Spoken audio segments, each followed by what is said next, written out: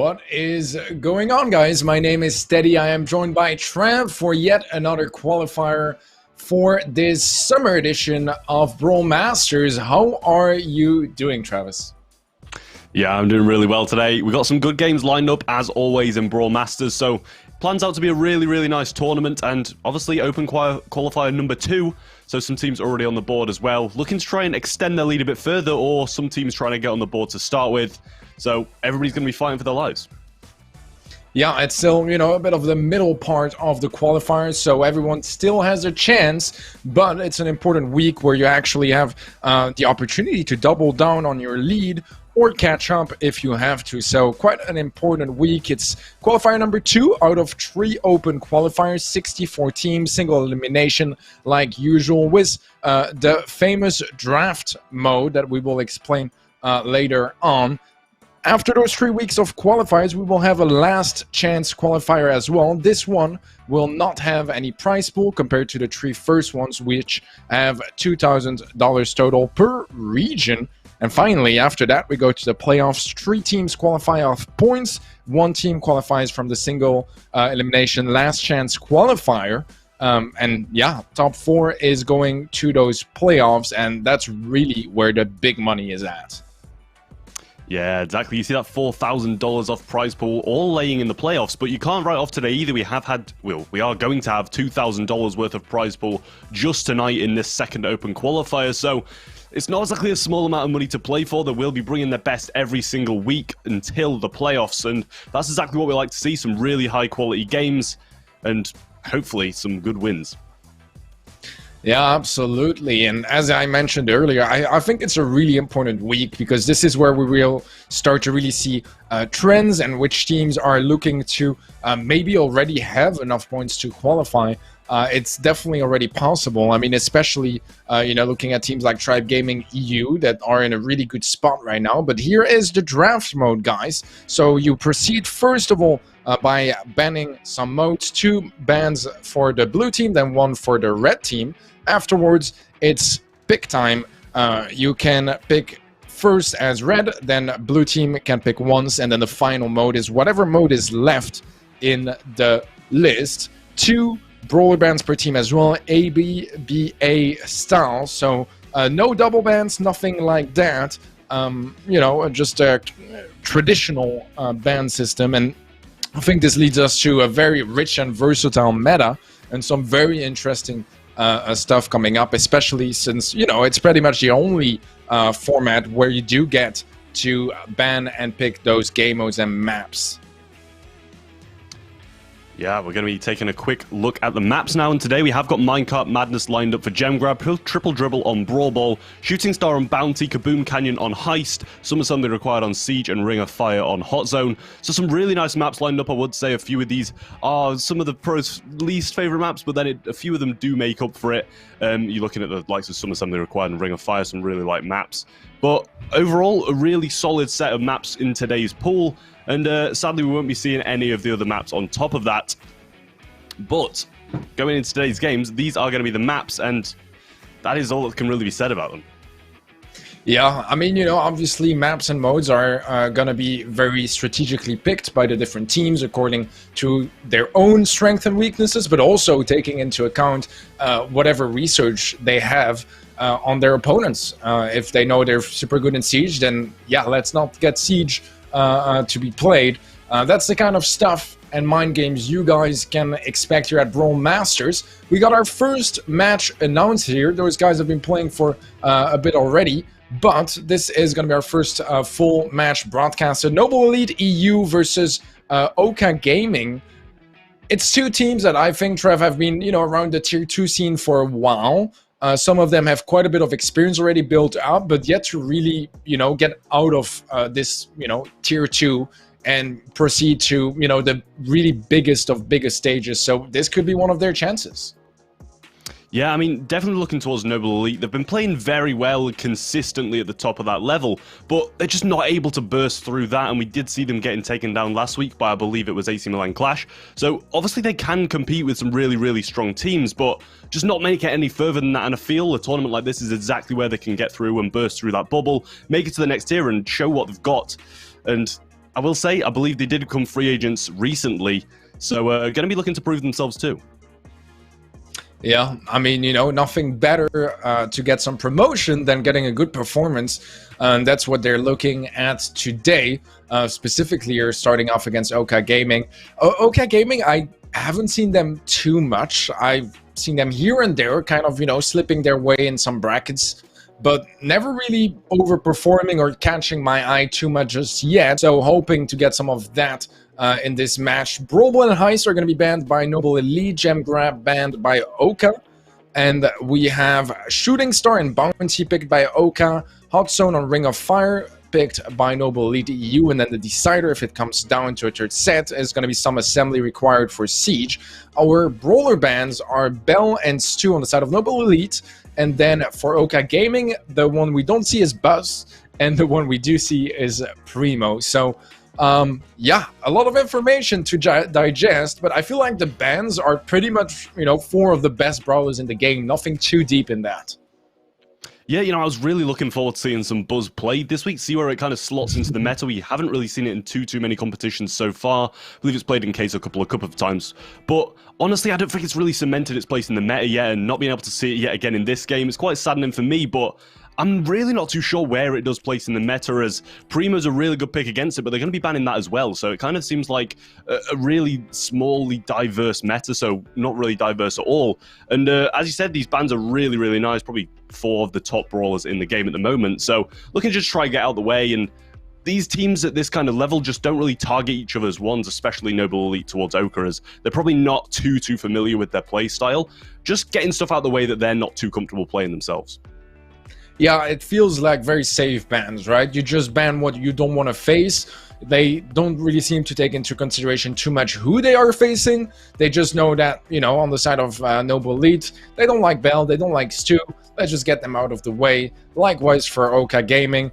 A pretty traditional approach, I think, and we'll see if maybe some of that might backfire. I mean, I think Brawl Stars is a game that is very reliant on the comps, and having done your research and knowing all those stats and you know, having a good analyst basically, or if you don't doing it yourself, goes a really long way, because you need to be able to not only know what is popular in general, what is strong, etc. You also need to know, you know, little differences between the teams and their comps, and how you can try to exploit that. And that starts already here in the ban system, which doesn't really seem to be there too much for this match, but maybe in game we will have some good surprises.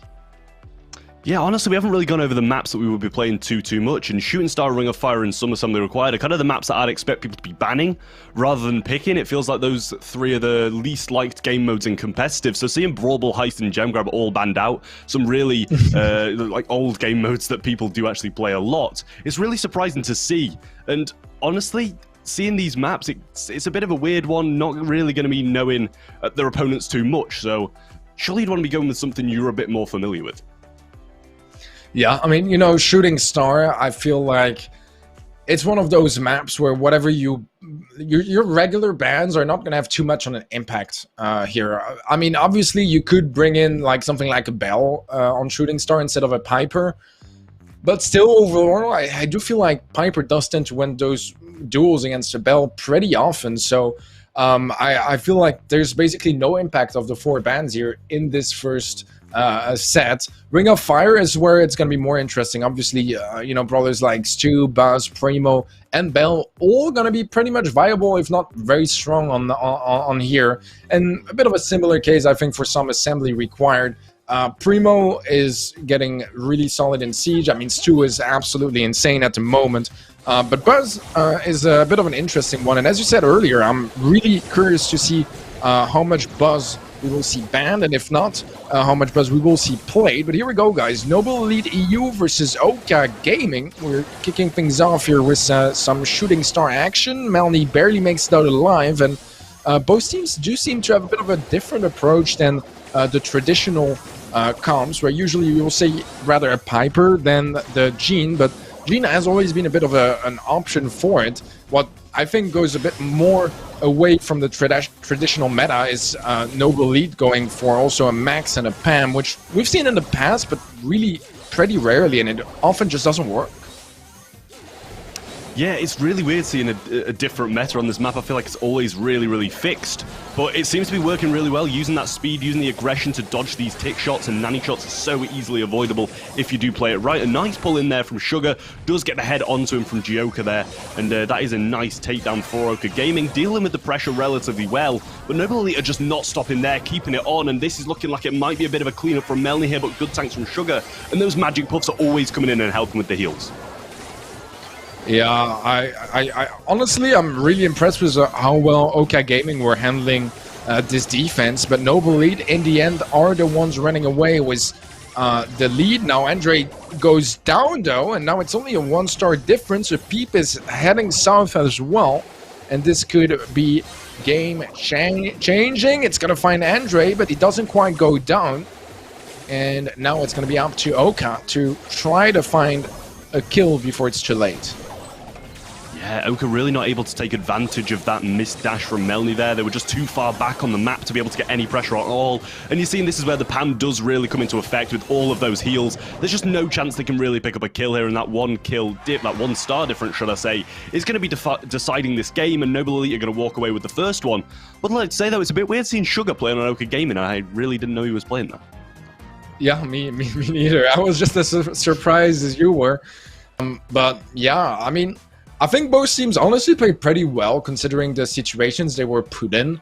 I was really impressed with how, like, there were a couple of plays from Oka that really impressed me in that game, especially with the Gene,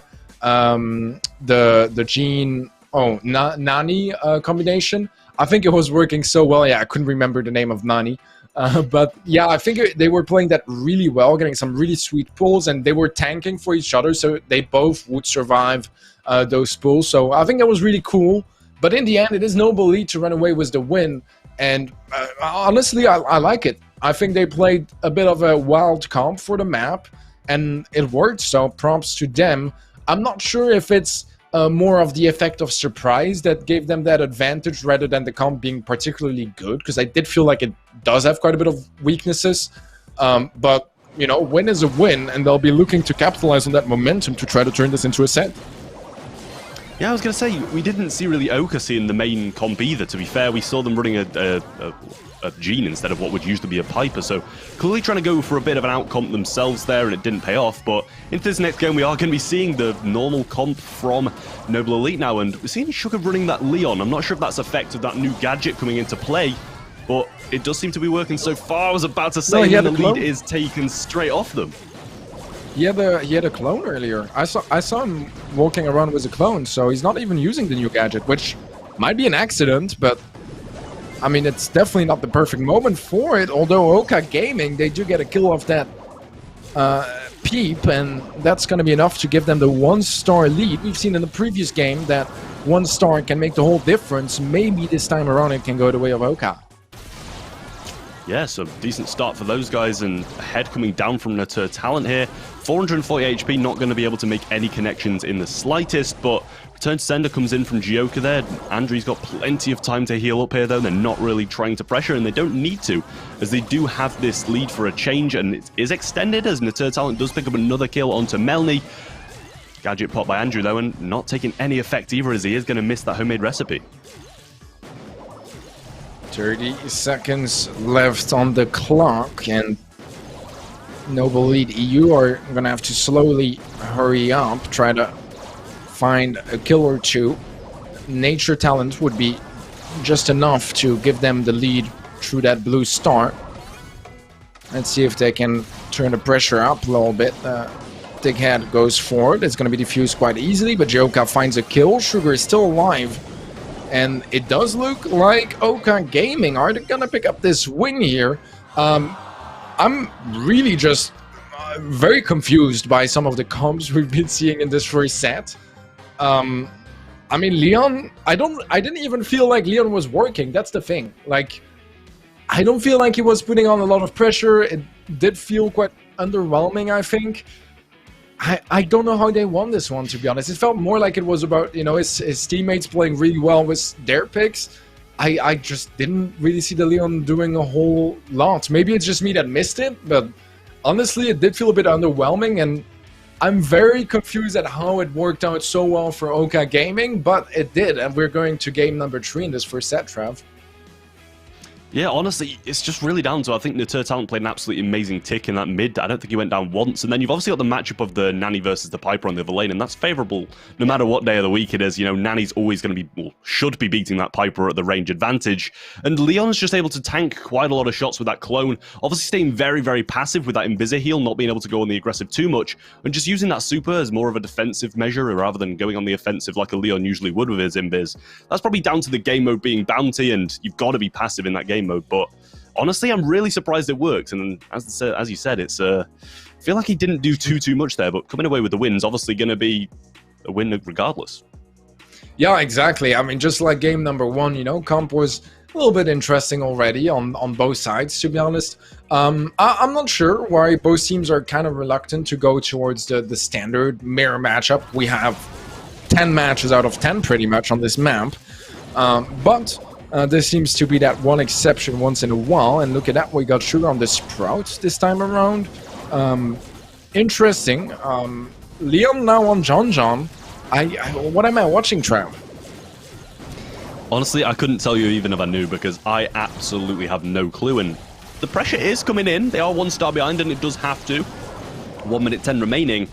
And Oka are in a decent position here. Sugar with the Sprout over this side, just staying passive behind this wall. Should be able to sweep up this tick nice and easily if he does over-aggress and get into that range. Head going to be tanked by that last Ra, but he doesn't have enough HP to stay up in that aggressive position. So he is at the back of the map now. Sonzon picking up that super, and that could really come into effect if he does use this Invisi heal properly in a bit more of an aggressive position. Andrew getting his super too, and this could all go wrong for Oka if they don't do this right. Yeah, they need to be aware, and he is going to get caught off guard here. John taking down Gioka, and that's going to be the 1-star lead now in favor of Noble Elite. Bit of a push slowly building up, but tick heads collide and things slow down for a little bit. Nice dodge. Can they still make something out of this game here? Oka Gaming, they're only a star behind, but it does seem like it's Noble Elite putting in most of the pressure right now. Still pushing forward, holding on to their ground, and Oka Gaming just don't know how to react. Yeah, they're just unable to move. That just the Leon having super is putting them at such a disadvantage that they can't push up the map. You saw 2 of them sitting so far back in the map that we could barely even see them, just as a result of him having that Leon super. And honestly, it makes a bit of a, a butterfly effect across the map, even knowing he's got it. It just gives him enough to keep control of near enough the whole map, as because they're being scared of it. Yeah, and the thing as well is, like, if you're facing a Leon and he has a super, you're going to want to group up a bit more so that you can, just completely mow him down as soon as he gets up close. But thing is, against something like a Tick and a Nani, you really don't want to group up too much, because it makes it too easy for you to get hurted around and to take a lot of damage. So, yeah, it was a good decision from Noble Elite, and they applied it very well, stealing some of, Oka Gaming's ideas, but they make it work as well. So GG's, that's going to be set 1 bounty going to Noble Elite EU. That means Hot Zone is up next, Ring of Fire, if my memory is correct. I mean, I think the bans, this is one of the maps where they apply the most as well. Bell is a really solid brawler on this map, so that's going to be out of the picture. Stu also going to be out. I think Primo and Buzz, maybe a little bit less, but still brawlers that can do some good damage on a map like Ring of Fire. Yeah, I think it leaves us with stuff like Lou, that is still a very dominant brawler on the map. We've been seeing more and more Surge as well, also to help counter some of those throwers that can get in some pretty comfortable situations. Am I missing anything big, Trev? I honestly don't really think so. That Lou's the main one that's really probably going to come out. We've seen a fair amount of Piper in the mid as well, being able to use the range over him, and Surge as well. With that teleport can come in quite hefty, but the main thing, it just seems like that Lou super really controls the whole match, and it's not too difficult to get either, which makes it even more of a huge, deciding factor in these hot zone games, especially with the 1 zone in the mid, where you're going to be getting 2% every second you're on it. It seems like when you can get those supers and start cycling them, that's when the real change in the percentage starts happening. Yeah, absolutely. It is a really hard map to play, I think. You can get punished really hard, and it can also very quickly feel like you can't get back to that middle control, especially when you have something like a Lu in play, and you end up having some pretty awkward moments where, like, you know, both Lus have a super in the zone, and then no one can really go for control, that kind of stuff. But we have the Lu on both sides, just like we expected. Jean, also, you know, just overall a really solid brawler. A nice dash in from Nature Talent. That is going to be a fight that he's going to win any day. Just dashing into a Rico.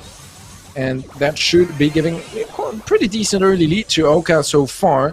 But we'll have to see if they can actually win the whole marathon. Yeah, it seems to be perfect so far for Oka here. Zonzon not being able to push up at all. Good pull in from Melny though, and the ice block is popped. Taking a couple of shots, still only 1% to their name though. Not really going to make the hugest of difference. Sugar is forced to back off now and is picked up by Zonzon. Been able to take that side, and obviously he's got that ruthless gadget that has just been added on the Rico. So it is very worrying, but Nature Talent level 4 already, and 60% to 1. It's looking very rough for Noble Elite. Yeah, this is a dominant start from Oka. I don't even know if we can call it a start at this point, because they're already at 72% capture, not far from closing down this game, and Nature Talent is finding some very nice bounces as well off multiple players. Melny should be falling here. John is going to be next, and yeah, this is already GG's for Oka. What a convincing win. Bit of an unfortunate time to play Rico, I will say, when you've got that surge, just being able to TP, and, you know, when you're a bit out of position on that right-hand side, when you're a bit higher up, there's just no really walls to bounce it off to get that gadget going. You know, when the surge does TP and you need to be ready with those bounce shots, being able to hit him and get the heals, and that's what the small percentage of a chance you've got to win that matchup to happen. That's got to be the thing that does happen. And, you know, with that TP, he's just making so much value of it. Even if he does use all 3 early, he's level 4, and that's going to make the biggest difference in the mid.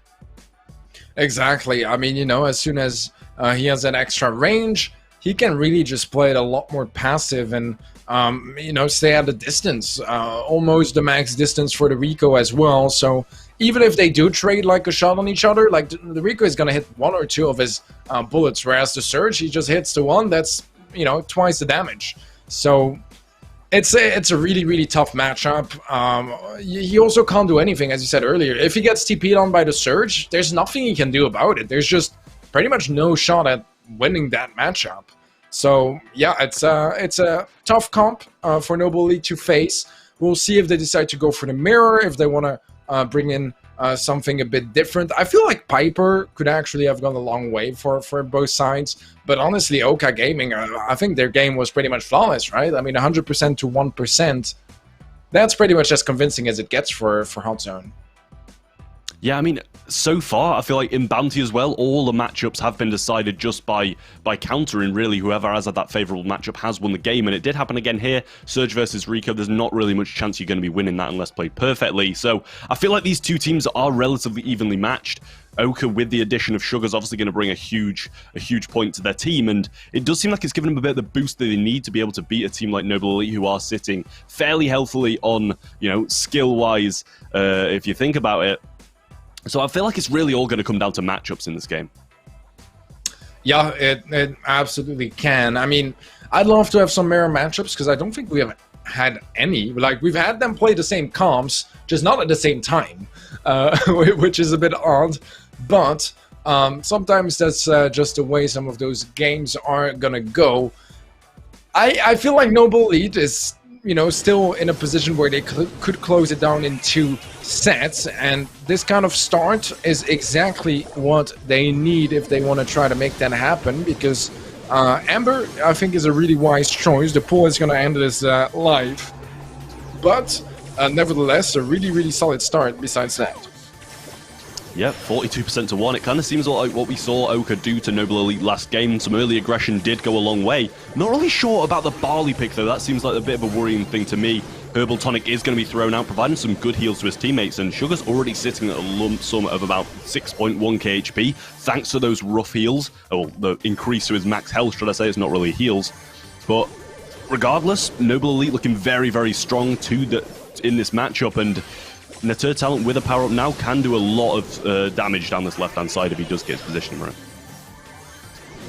Yeah, it's still very strong for Noble Elite. I mean, seeing the comp from Oka, bringing in the roughs, I do feel like they're going to be better in the later stages of this game. The problem is the game is already running away from them, and there's not all that much they're going to be able to do here. Sugar Snort is, I think, what can make the difference here was that Gene being quite buffed up. He's going to deal a ton of damage. He has a lot of HP. It's going to rely a lot on how he's able to handle this situation, but so far it doesn't really seem like it's going to be enough, especially after that mispull. Sugar is going to go down. John really low HP, falls right after, but in the end it's Noble Elite in the zone. It's Noble Elite crossing the finish line and just about get it done here. I mean, just about, because he was going to go down. It was not a close game whatsoever. This time around, Noble Elite just dominating through this one.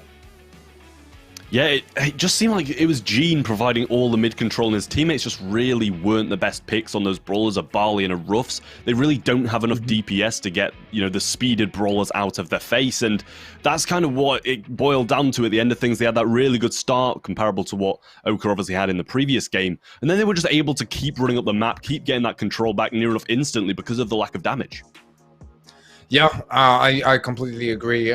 Big lack of damage, whether it's for the more team fights around the zone or on their own lanes, they just were not in a position to win those matchups. And yeah, it's a bit unfortunate. I mean, my guess is that they brought in the roughs, thinking that thinking the Noble Elite would go for the mirror matchup and bring in the Surge, so they would be able to like win that matchup. But then it does feel a bit strange to bring in a Barley, because if you end up having the Barley versus Surge matchup, that's a really bad one. So yeah, I'm not too sure with the decision from Oka. I like the idea of Roughs and Gene together. I think they can do a lot of damage, but then you need something very reliable on the side, especially so that once you get to those late stages where your Gene is going to be buffed up with like 7k HP, tons of damage, you need to make sure that once you arrive at this point, it's not already an 80% lead for your opponents, because that's too late to get started.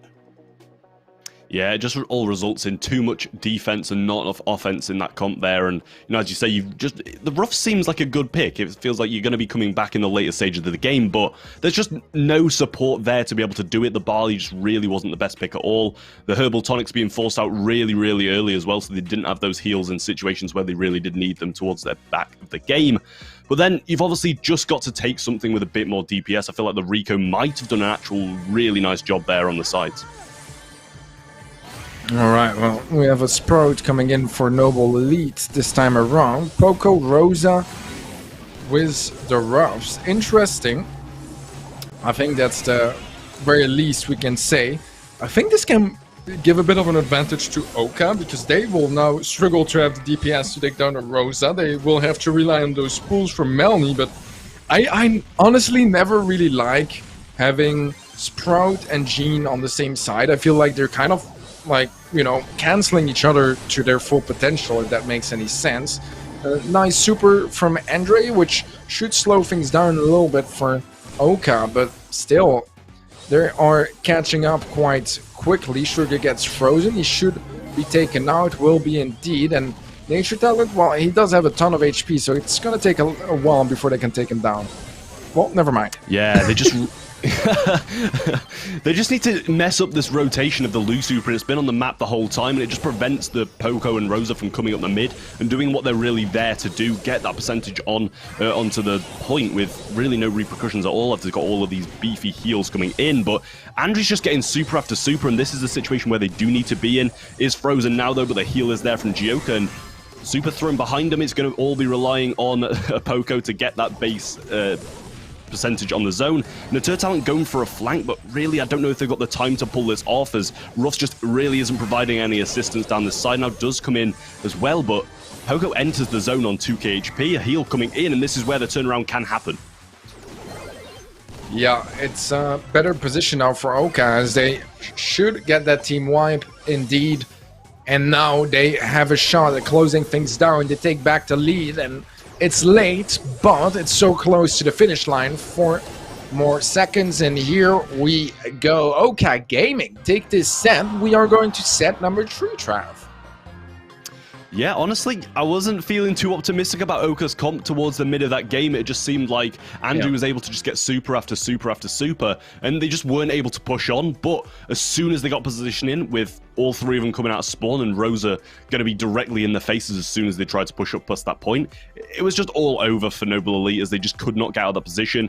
As we said at a few of the Oka comps, there's just no DPS to be able to deal with a Rosa. They needed the loose super after loose super after loose super in the mid. That was happening. But then as soon as it's cut off and the cycle is not there anymore, that's where Oka were able to just come through and burst through. Yeah, I also think that the Ruffs finally getting a supply drop really made the difference towards the end. As soon as the poker was buffed up, he just had so much more impact.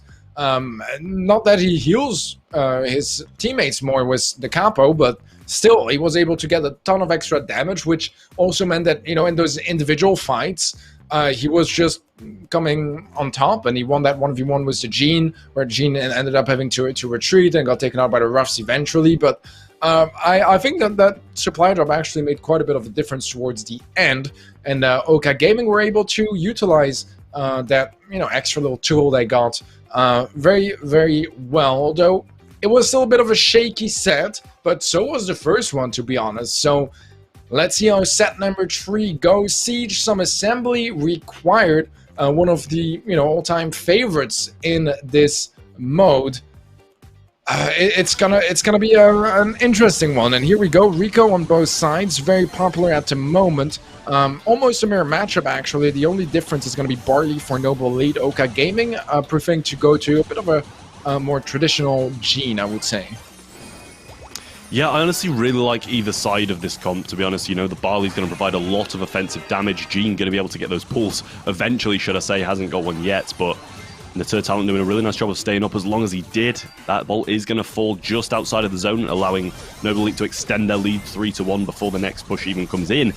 And the defense is looking quite strong as Talent's going to have a good amount of DPS onto it, and the tanks coming in from the Magic Puffs and the Sandy is going to be what is needed to get it done. Sugar pull in hand now as well. They can't over-aggress, but you've got to be scared of that Sandy super that is going to come in now, as well as the stun that can result of it.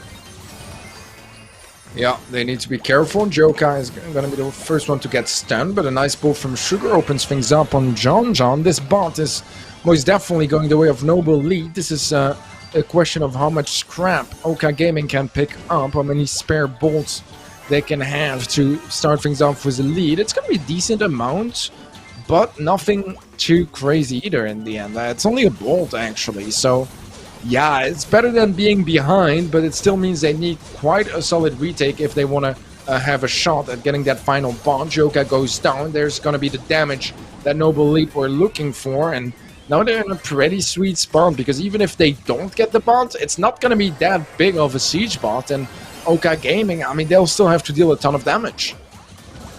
Yeah, it's going to require this Gene pull and a really nice Sandy super played very defensively so they can get out of that spawn.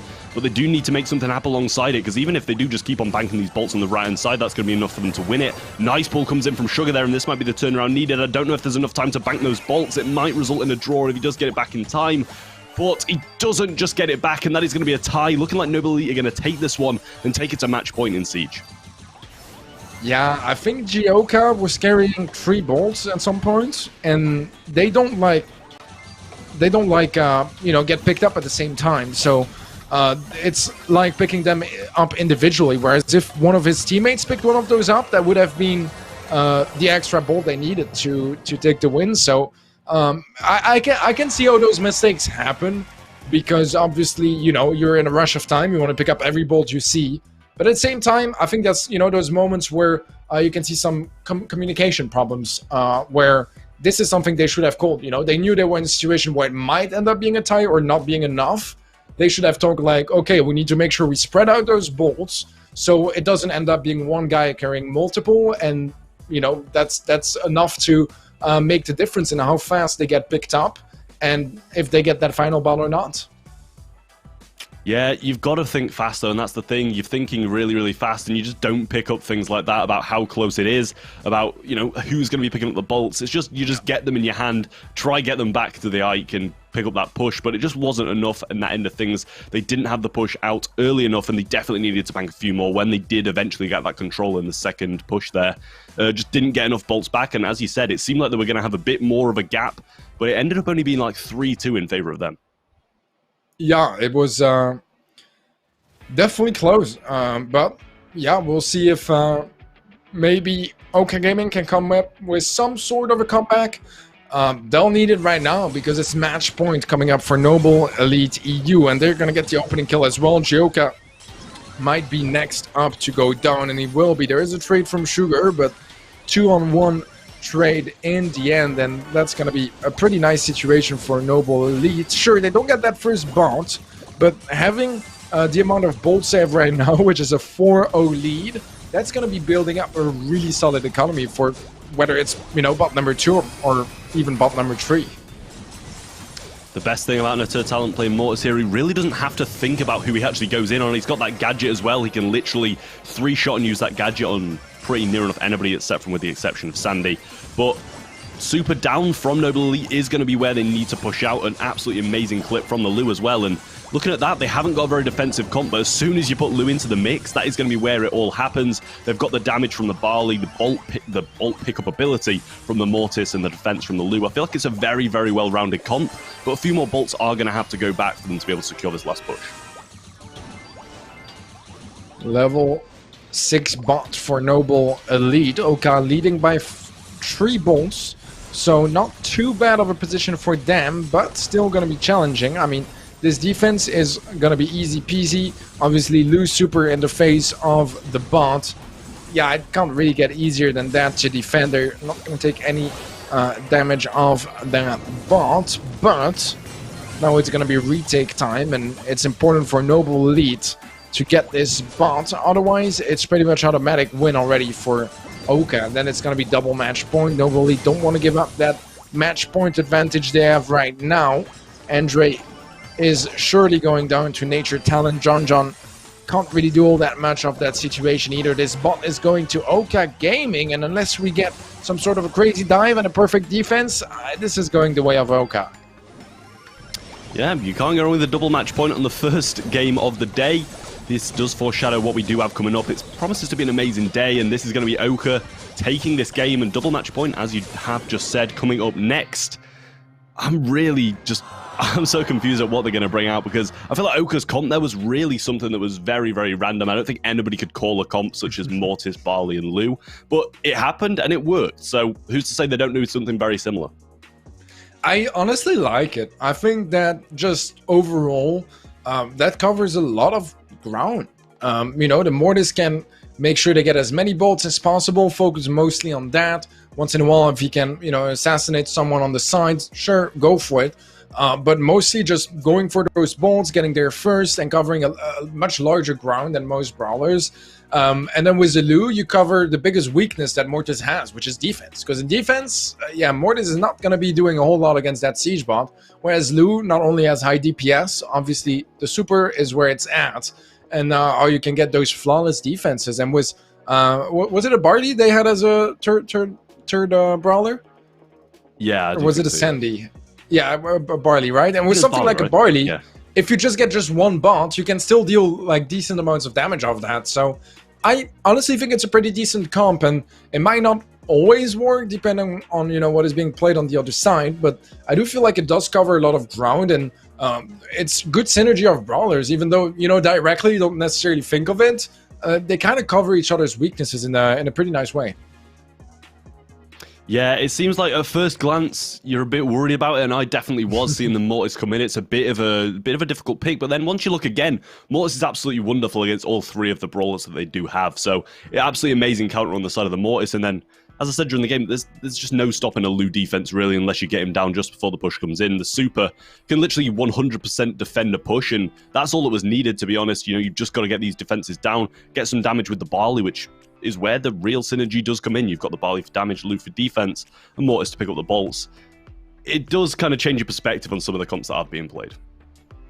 Yeah, honestly I like it. I'm gonna remember this one because yeah, I think that it's something really important when you're making your comps. Like you can't only think like which brawler is gonna be the best on each lane. You have to really think about like, you know, do they cover each other's weaknesses, or do they have some sort of a wombo combo or a way to add up their abilities to, you know, just optimize. Like we've seen, you know, one of the combos we've seen that really made this popular recently was you know, Gene, Max, and Sandy, because they can just build up so nicely around each other's supers, and it just gives them a lot of versatility, because every super is not only useful for the brawl itself, it just, you know, makes it a whole team effort. So we've been getting more and more of that. This first spot here is going to go the way of Noble Elite EU. We're a little bit late on the spectate, but haven't missed too much. Pretty nice defense, all things considered, but there is quite a bit of commitment, and look at that, just the last couple of seconds, that's going to be like an extra 30% damage, and suddenly a pretty good defense leads to Oka Gaming being in a lot of trouble.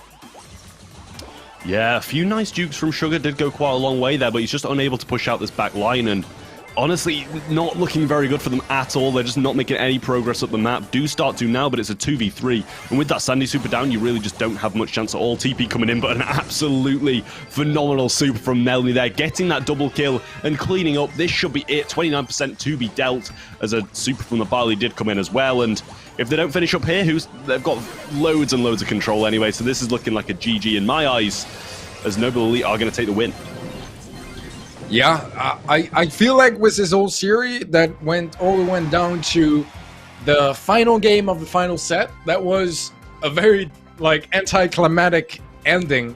Yeah, okay, well, Noble Elite take the victory. They'll be proceeding to the quarterfinal next. Oka Gaming, unfortunately, we'll have to say goodbye to them for this week. Dude, that was such a sad ending, I think, because we had such a nice match building up and a whole story, and then in the end it was just like the first bot with 60% damage kind of out of nowhere. Wow. Well, yeah, I mean, I'm not sure why Oka Gaming switched to that comp. I feel like their previous comp was pretty solid, and I feel like they would have stood a better chance at winning with that, but I don't know. I guess, you know, the mind games don't always go your way, and Oka Gaming, well, their way is the way home. As Noble Elite is going to proceed to the next round, and we might watch a bit more of them later on. I am a bit like mitigated about like how I feel about this first match, because sure, we go all the way, but at the same time, I'm still hungry for a little bit more from Noble Elite. So we'll see if we get that later on. Wavestorm versus Bunker Rog Esports is going to be our next match. Trav, what do you have to tell us about those teams? I'm honestly not too familiar with Wavestorm, not really a name that rings a bell in my head, but obviously, if you've got, you know, your foot in the door in competitive in Europe, you know who Bunker Esports are. They have been around for a long time. They've got a fairly good roster sitting very high up in that tier 2 level. They can compete with any good team on their good day. They've, you know, contested SK Gaming and a couple of quarterfinals and monthly finals, so you know they can defeat anybody if it's played right, and honestly you can't rule them out against any team, but against Wavestorm, a team that I'm a bit unfamiliar with, so I guess they are too, it kind of levels up to you know, if they can get those outcomes or not. Yeah, I genuinely don't think I've ever heard of Wavestorm, so maybe it will be some familiar names, but right now it really doesn't ring a bell here either. Bunker Rug, as you said, they're a team that does have quite a bit of experience. They've been competing for a long time, not necessarily together, but still this year they've been getting some pretty decent results in the BSC and in third-party events. Don't think they're quite where they're hoping to be yet, but they're in the right direction. We have Bounty as our first pick here, shooting star once more for Bunker Rog. High Star on Kaboom Canyon is the choice of Wavestorm, and then Hot Zone on Ring of Fire is going to be our decider. So a lot of similar maps than what we had in the previous matchup, except for Heist coming in this time around. So we'll have our first Heist action in set number 2. Gene and Piper bans on the side of Wavestorm, so a lot of Miz, especially since Bell and Stu are going to be banned by Bunker. So that's 3 traditionally mid brawlers that are guns too can also be played on certain maps. Probably more on gem grab, which is not played, but it's a lot of just mid action completely removed. And which kind of mids do you think might become popular with this decision? Oh, I honestly don't really know, because obviously in Shooting Star you usually orient for like a thrower mid to try and secure that mid section over the walls. Kaboom Canyon, you really, you don't really need one. You've got the likes of Piper, who's usually going to be played, but you can really sub it out for, a bit more of an aggressive comp or something like that. The Crow comes in quite heavy there. So there definitely are some replacements, and honestly, none of the maps here really require a cemented mid. You've got Ring of Fire, which obviously warrants maybe a bit of lure or something like that, but, they can all be substituted out, and it feels like they've really gone for some, map and mode orientated bans rather than aiming them at the opposite team. All right, well, we finally have a little bit of a look at Wavestorm. They're going to be bringing in the Leon. So is Bunker Wrong, actually. I wasn't quite used to the new Dino skin for the Leon, but I don't know. Do you have any clue what's up with all those Leons? Because I don't know, we just see them all over the place, and did I miss some sort of a secret buff, or has the meta switched over to Leon Supremacy? I just don't know what to say about this, Trev, because we've seen him a little bit here and there, like getting back in the meta, but still, I would not put him on top of the meta. Yeah, I'm not sure if it's something to do with the certain bans. Obviously, quite a lot of the usual lanes here have been taken out, with the Bell, the Piper, but... Yeah, as you'd see, you'd usually go for something like a Brock or something like that as a substitute, keep your range advantage. Going Invis now, though, is going to pick up that kill and extend the lead to 9-0. And a good tank on that nanny shot as well. Maybe that's the reason. You can tank those nanny shots in one shot as well. And the clone is not even the new gadget either, so I honestly don't know how he's suddenly sprung into our eyes. Yeah, I'm not sure. I mean, I get the effect, right? It's going to be a bit similar to... something a Nani could do, so you're kind of safe while you're invisible in this case, whereas with Nani it's a beep, and then you're out of nowhere, deal a ton of damage up close. But yeah, I'm not entirely convinced, and I feel like when you don't have that super, it's kind of just awkward. Like, you don't deal a lot of damage from afar, and they do seem to be taking a lot of damage. I mean, Bunker Rock are playing it well, they should be able to run away with this win, but yeah, I'm not sure what to think about all those Leons, because personally, I don't love it all that much. Yeah, Super did come in, picks up a kill, and there's only 3 stars in it. Now, this can be turned around very quickly. The kills do come in, but not on the right side of things for a turnaround. And Bunker are going to take this first game. And honestly, it was a lot closer than what the scoreline at the end showed. There was a huge comeback capability for Wavestorm there, but it just wasn't pulled off in the right fashion. Bunker going to be taking the first game, and with it, some good momentum. Yeah, they actually had a shot towards the end, to be completely honest. And sure, I mean, Wavestorm, while pushing up, had picked up a lot of stars to their name. So obviously, if they lost anyone, they couldn't just go for a trade, or like even a 2-on-1 or 3-on-1 trade.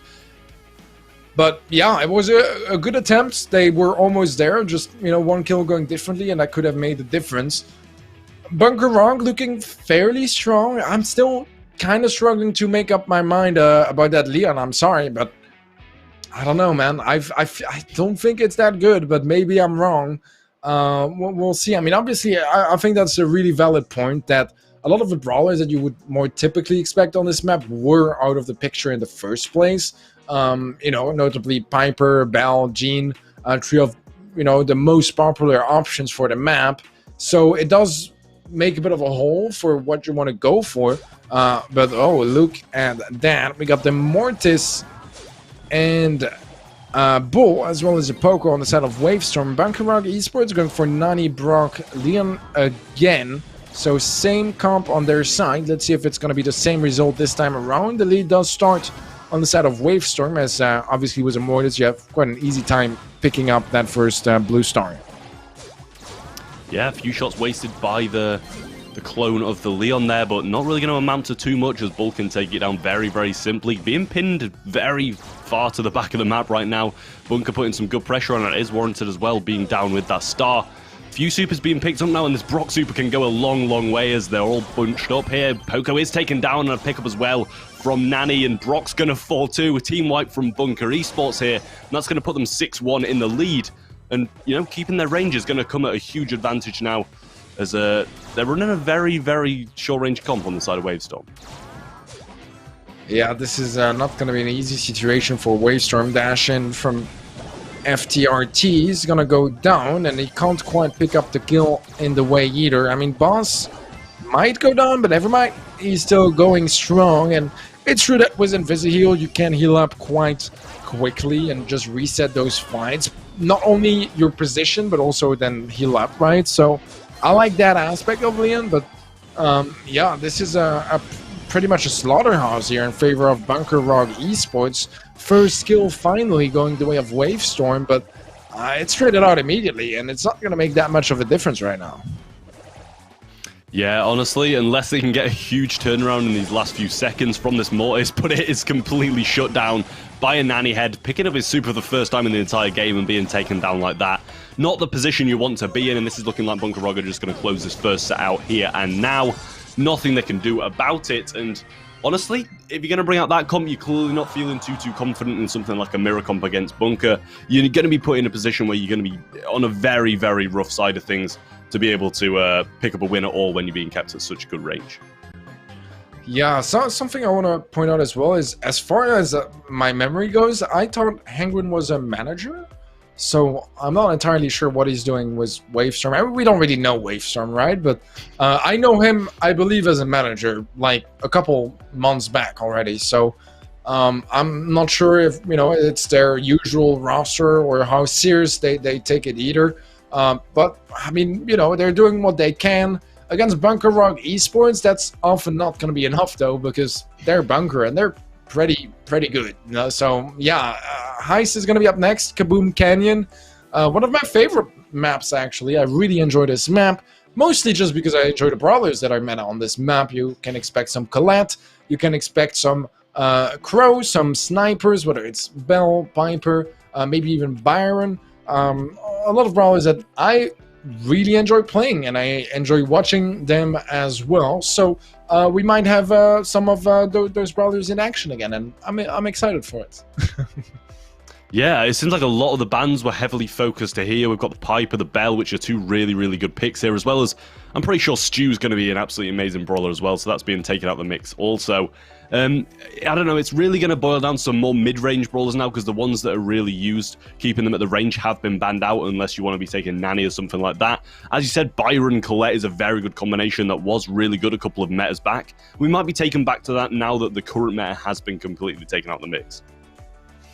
Yeah, maybe. That's a possibility. I mean, we'll have to see what they decide to go for. I do think that just the fact that Colette is still meta means that we're, you know, and it's not banned, we're going to see it. And I was going to say, I think that Byron is a pretty solid option as well. So that's what we're going to see for Wavestorm. Thing is, even though I do slightly prefer their comp over Bunker's, you know, at this level of play that Bunker is here to bring, and with a bit of a skill gap we have between both teams, that might not even be enough for Wavestorm, as Bunker Rock are still going to be a really, really big threat, and so far they are the ones putting the pressure on.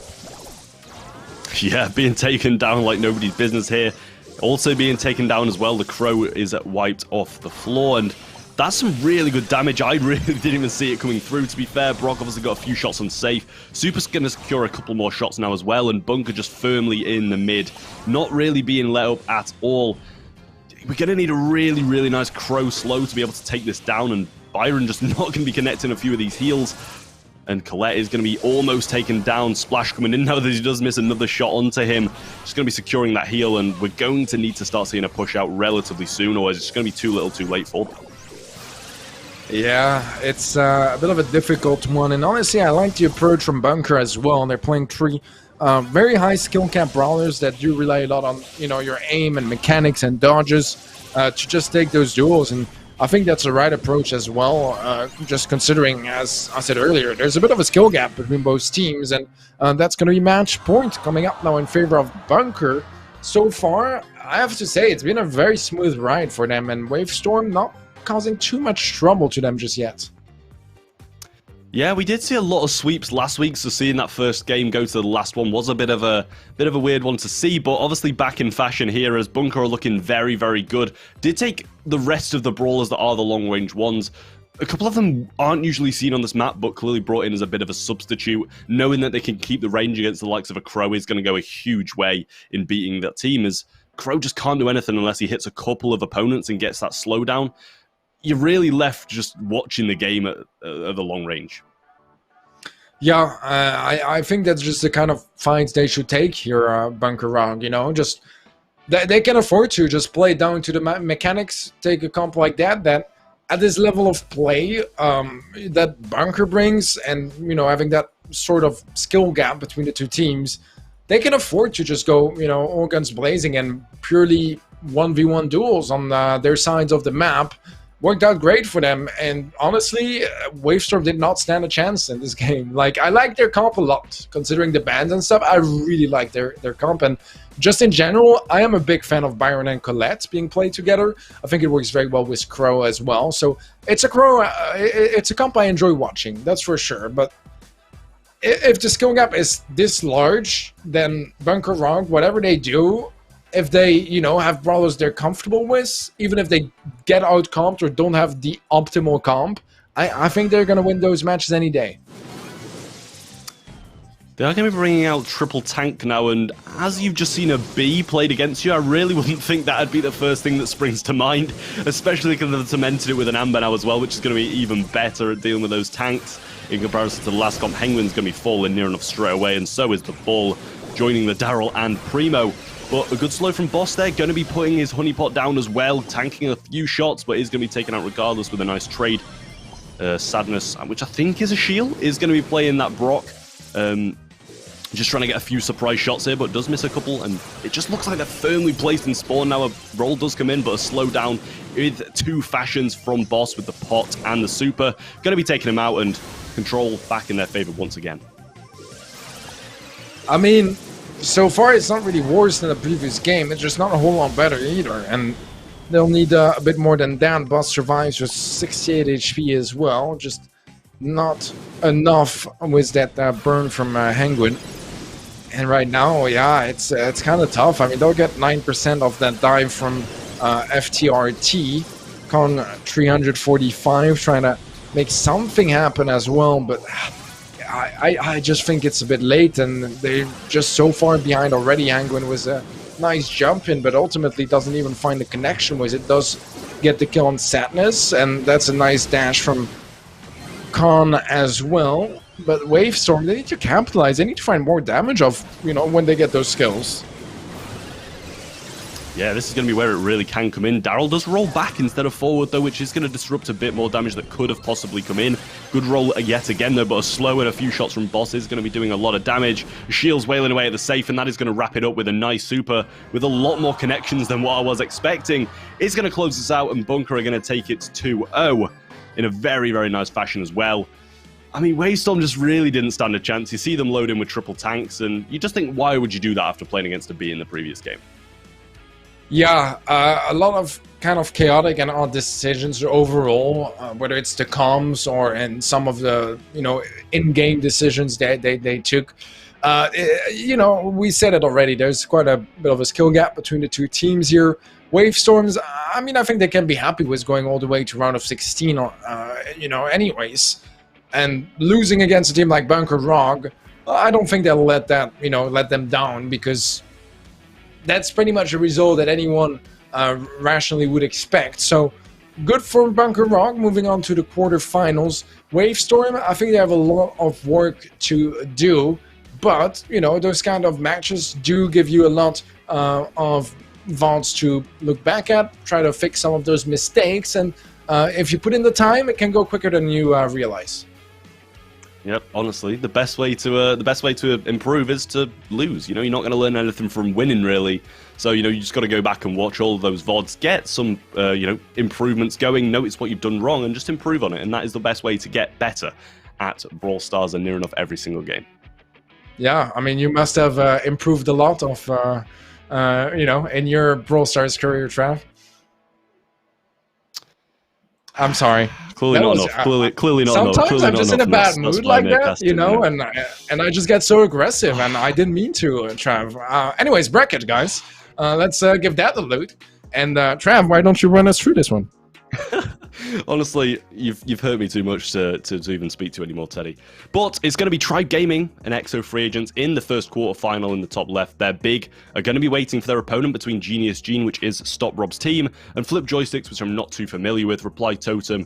Going to be against Bunker Rog Esports and AC Milan versus Noble Elite. I would say these are all the teams we kind of did expect to get through to this round, and that's 4 absolutely amazing games lined up if they all do happen. Yeah, we have some really solid quarterfinals on our way. But before we get there, let's go through a little bit of a break, and we'll see you guys in a couple of minutes. Me and Trav have some figuring out to do in private.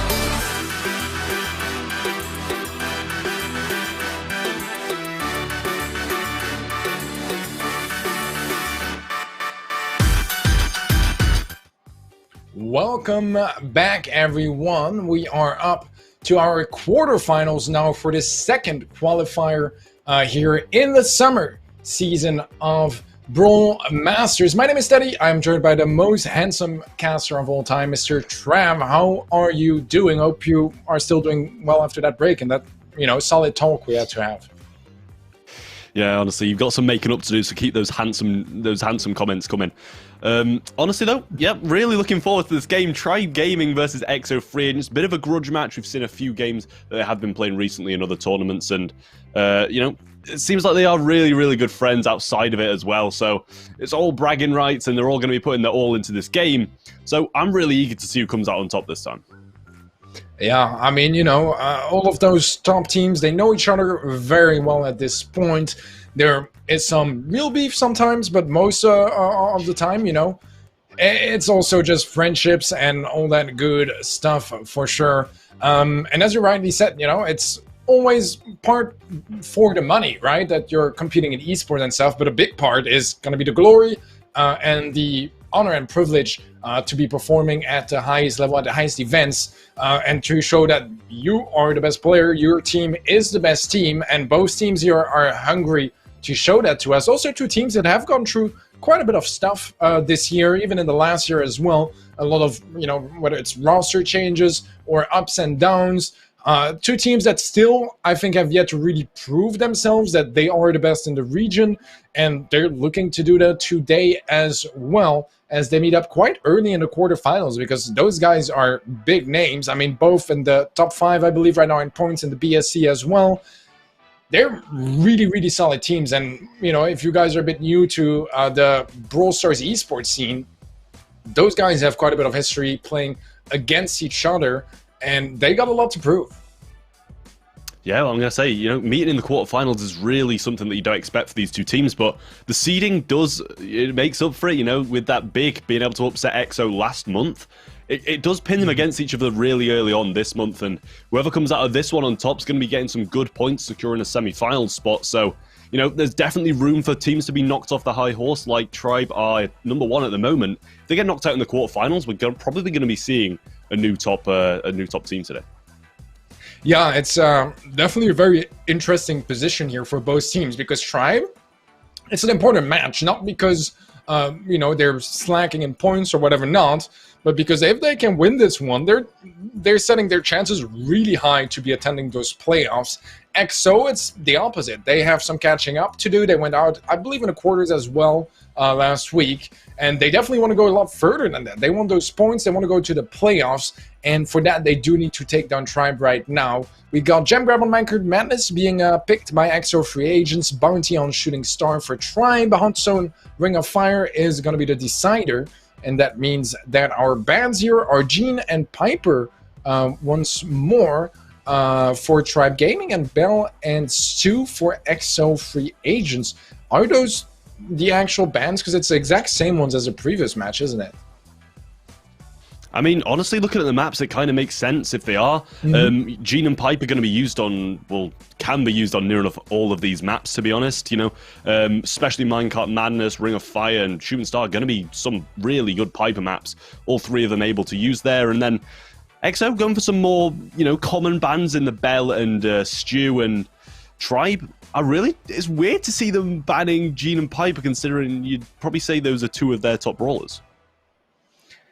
Yeah, I'm not entirely sure. I mean, yeah, the bans are wrong. We got confirmation of that. So they'll be coming in soon enough. I was already thinking, it seems very odd that it's exactly the same bans in the same order than the previous match.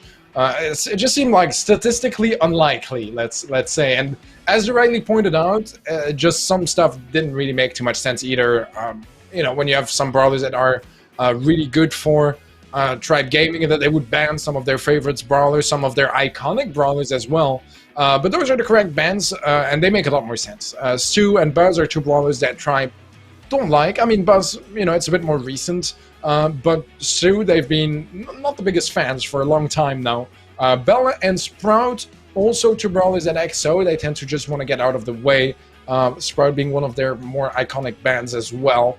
I think Sprout is a bit of an interesting one here, because I don't feel like it's the strongest right now, especially on those maps, but it can still do some damage. And if you're more comfortable with a stronger brawler, then with Sprout, then just remove it anyways, because, you know, if you don't plan on playing it, then just don't give the opportunity to your opponents. Thing is, right now, EXO, they kick things off with an extremely dominant start, 9 gems on their side of things, 1 more, and that's going to be Countdown.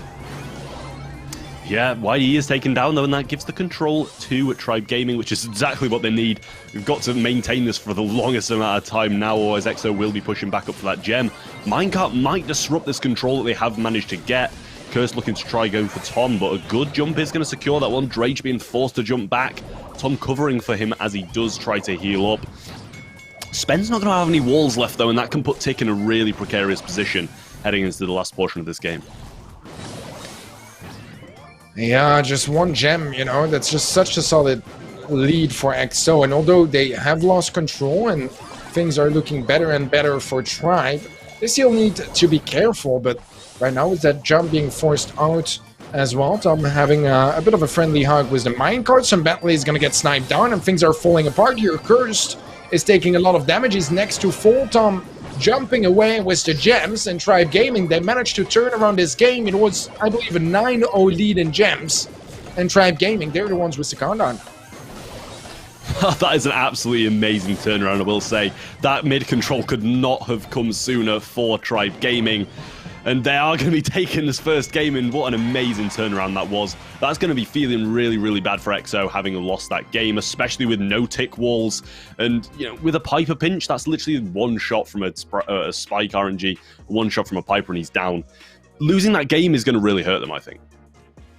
Yeah, I think so too. Just, you know, morally and mentally, it's a tough loss, right? You're leading by 9 gems. That means that just 1 second of control can be enough to take an extra gem that spawns on your side as well. Yeah, that's a bit of a heartbreaking loss for EXO to kick things off. I still feel like they played well for the, you know, first half of that game. So I wouldn't say that they looked miserable or that they got, you know, absolutely dominated or anything along those lines. But it is a bit scary that once they lost control, they were just never able to take it back. And their 1 attempt to do so resulted in them losing all of their gems. Yeah, definitely so. I mean, another thing I'd like to touch on as well, it's really, really weird seeing Spen off that mid position where he's firmly been sat for the past 2 years with his previous teammates, but Drage being able to take over that role can really open that side up to something like a Tick, or obviously a Sprout, but that is banned for Spen, who's a bit more comfortable on those brawlers, and then opens up Tom for some other stuff as well, and it just adds an extra dimension to Tribe's available picks that does kind of open them up to being countered a lot less often. Yeah, I completely agree. I think it's a great change as well that they needed for a while. I think mid is also a position that does tend to require a bit more of a mechanical play, a bit more mechanical skill, and Drage is one of the most mechanically gifted players in the game. So that's, you know, obviously an obvious plus for Tribe Gaming for this change. Nice tag there from Sun Bentley. Homemade Recipe could just end Drage's life, but he's not going to go for it.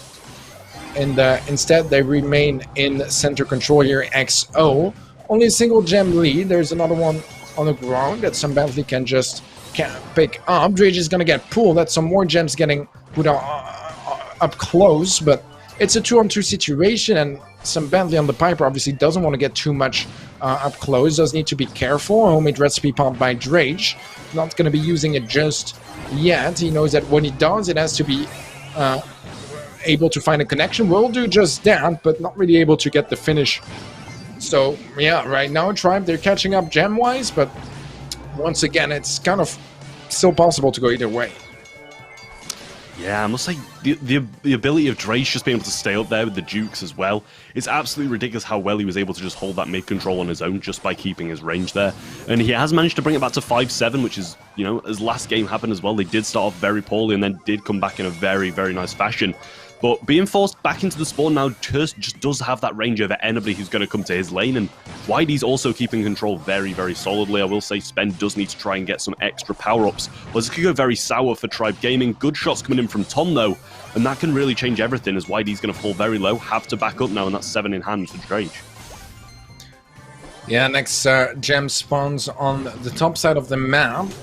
but Drage is able to catch it, and now getting onto 8 gems, it does mean that if EXO get the countdown, it could get cancelled by picking up the 2 next gems. But a nice snipe off from Son Bentley. He's gonna get some nice damage down on to Spen and Tom as well, and this is looking like a bit of a disaster for Tribe, as EXO have more than enough gems to just run away with this win, rather fly away with the win here, as Son Bentley supers his way out of the situation.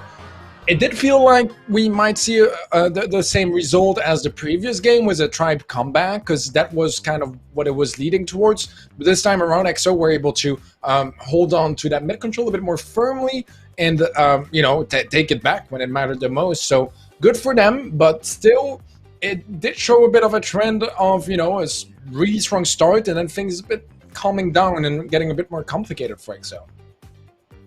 Yeah, definitely so. I mean, Tribe, honestly, at the start of the games, they're in a really, really poor position frequently, and if they can change that up and maybe get a bit of the control when a minecart does push through or something like that, we have maybe been clipped off the start to the game, so it's really hard to see who gets that first minecart and if that results in some loss of control.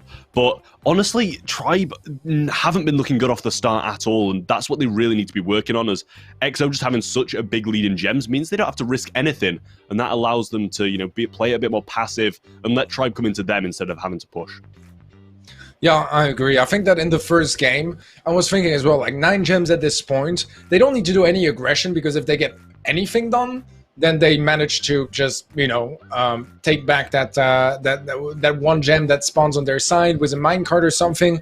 Thing is, because they were playing so passive, I feel like maybe they missed out on some opportunities as well to kind of go for it, because they thought it's not really worth the risk because we have so much of a lead, and at some point you just don't really have that much of a lead anymore. So gotta be careful about that.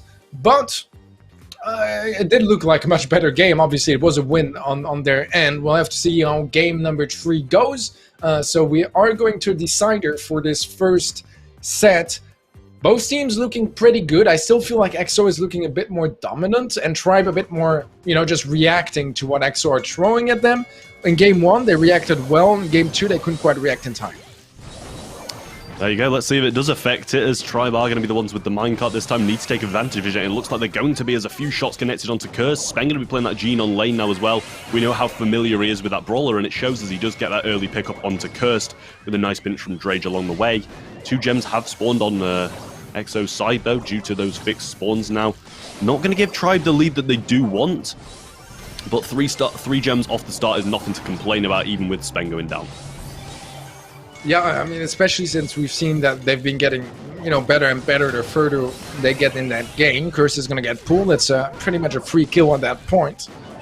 And EXO are left with a hard decision to give away some of that mid control. And they did do a good job at buying some time for Curse to come back and help them out. Thing is, as soon as he does, he gets taken out, and that's going to remove a bit of the purpose of that. As now we're almost tied up. Gem-wise, Spen has another pull available, so Bentley with a nice snipe. Can they keep Drage away now? If they can make that happen, that could make the difference here, and they might be able to get a firm grasp of control in this game. Drage with the connecting shot as well. That was a really nice shot to be able to take on Cursed, as the control could have been completely different to what it is now. Son being hit by the minecart. I don't know if he just didn't see it, but he had jump in hand as well. And the pull is missed from Spen a little bit further. Pushed with that, it would have gone a long way, but he has forced Cursed to use his pull in a defensive fashion, which means that Drage can stay in this mid a bit more firmly. I say that, but a vertical jump is going to come in and he is going to be taken out. Can Spen sweep up these gems in time? YD playing aggressively as well, popping a gadget straight in the face, and he's just able to come in and pick up those gems, jump out, which is exactly what he needs to be doing. And that is going to be countdown for EXO now. And only 10 seconds left to try to make something happen. Yeah, I think Spen has to heal up as well, so he had to buy a bit of extra time. Somehow YD is on the bottom of the map, not exactly sure when that happened, but the flank is going to be quite effective, maybe not even necessary at this point. And EXO, they run away with this first set. A bit of a cheeky set here, to be completely honest with you, Trav. I feel like there were some really good chances for both sides, some really nice comebacks from Tribe as well. To be honest, it's a bit sad that the worst game for Tribe was the one where they had the best start out of the 3. Yeah, definitely so. I mean, it kind of looks like whoever has the least control in the start ends up winning the game. As Tribe was honestly looking very, very good there, but a little bit of a missed jump from Drage resulted in a nice shot from Sun coming in, as you know exactly where he's going to land when he does jump like that. And he was just able to take advantage of that, and maybe dying to that minecart was a bit of a play that did go a long way, as he could just walk up the map and, take a bit of a risk and jump out with some gems. That's true. I mean, I don't think it was like on purpose, because he was running away from the tickhead, and it just didn't seem at all like he had any intentions of going down.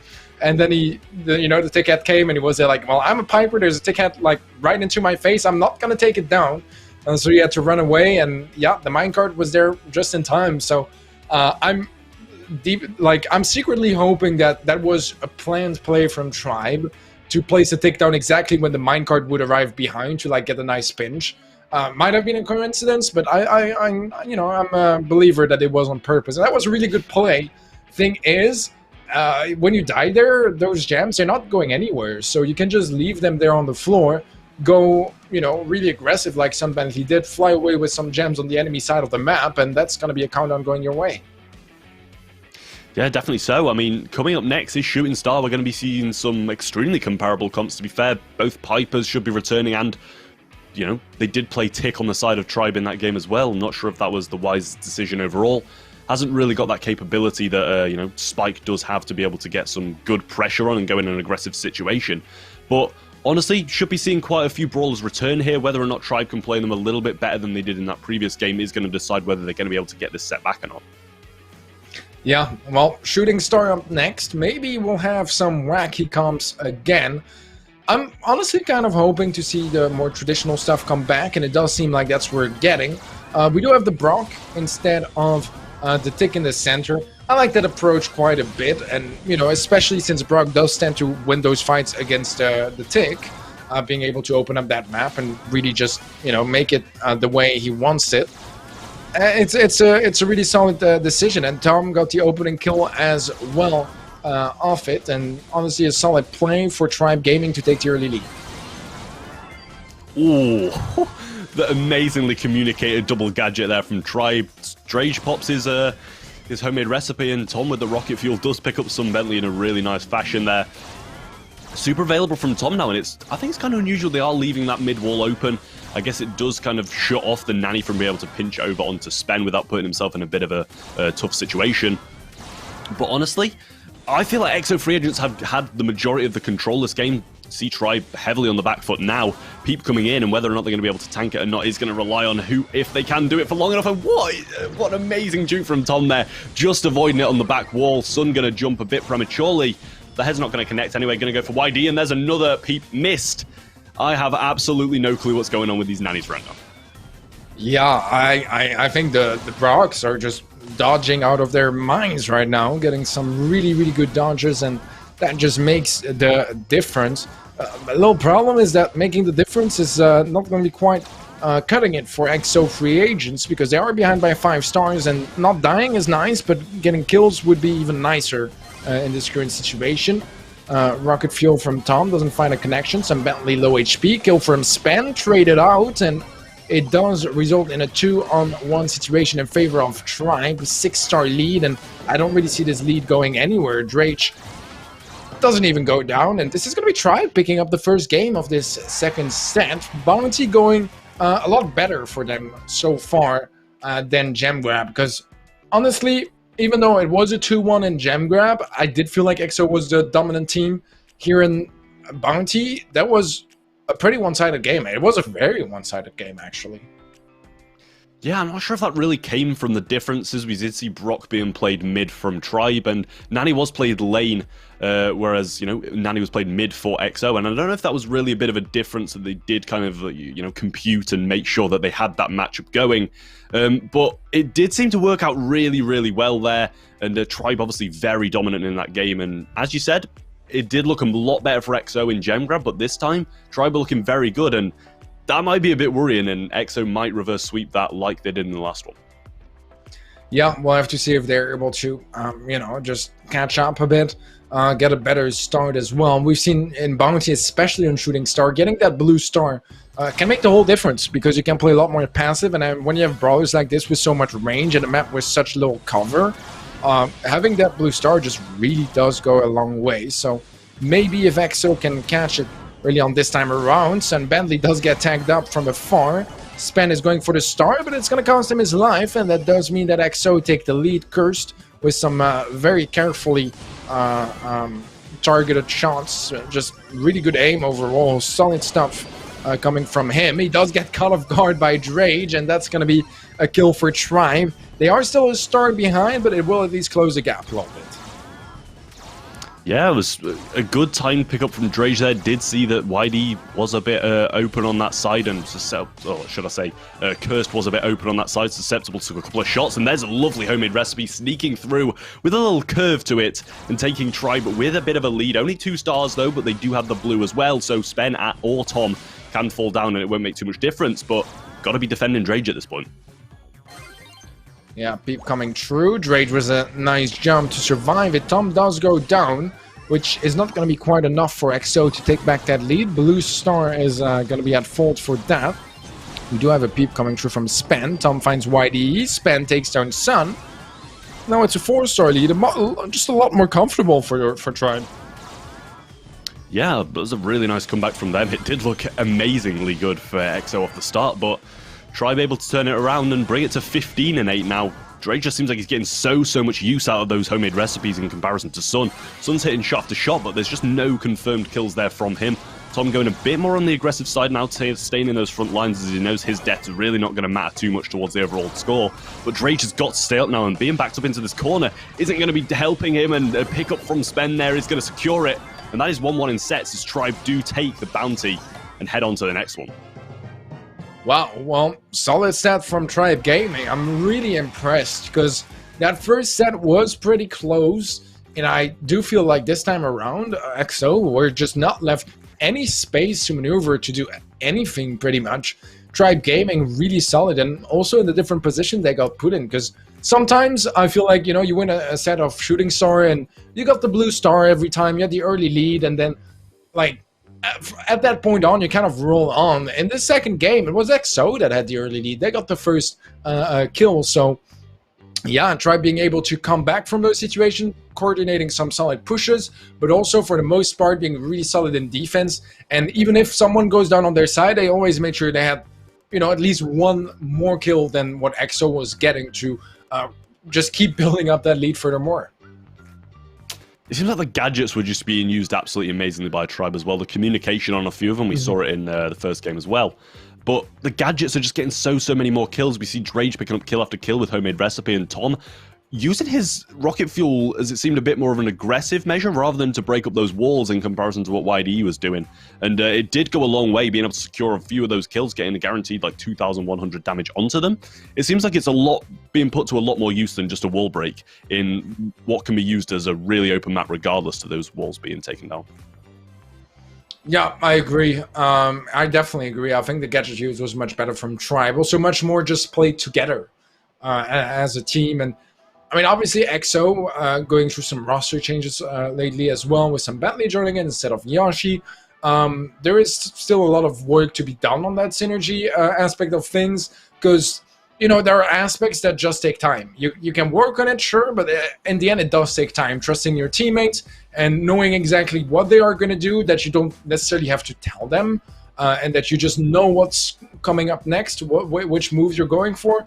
It's something that only time can build up, and you know, trust, and that's just a long process that you can't just instantly bring to a team. It's just a lot of work, and EXO they still have a lot of room left to do that. And honestly, I'm still impressed by how well they're playing, considering that factor as well, that there's still a lot of room of improvement, a lot more experience required for those guys to, you know, build that synergy up. So we'll see how that results in a couple of weeks or months.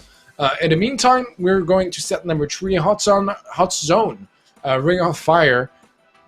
We've seen it a little bit before already today. I think Lou is kind of the name of the game here. Yeah, it's a map where we've seen a lot less composure than what we've seen in the last two maps. You know, there's been a lot of passiveness in the past couple of games, and this is where you're really going to see a lot more takedowns coming in. A nice gadget off the start from Drage yet again, keeping up his momentum from the previous set. Spen versus Kurst over on this lane here. Kurst can just spam that one entry point and no Spen's going to come directly through that, so that gives him a slight advantage, but a heal coming in from the gadget by Spen is going to allow him to stay up there. Kurst looking to do the same, and the super is available now with a nice pickup as well. But Drage is there to cover for Spen and waste the super on the other side of things. Yeah, it's a lot of kills going the way of Tribe early on, and quite a bit of control. I wouldn't say it's the most, amazing start for them either, as they didn't quite manage to capitalize percentage-wise all that much, but every percent does count, and they got a little bit of a lead still. We'll see how much they're able to extend that further on in this game. We do have a super on Tom as well. Still has quite a bit of the Miller area covered. YDE is going to win that matchup. Drage not really able to get the trade until now, where he does take down YDE ultimately. We have a really pushed up Spen on the right hand side, which is going to come handy for a bit of a flank and trying to take back that middle control.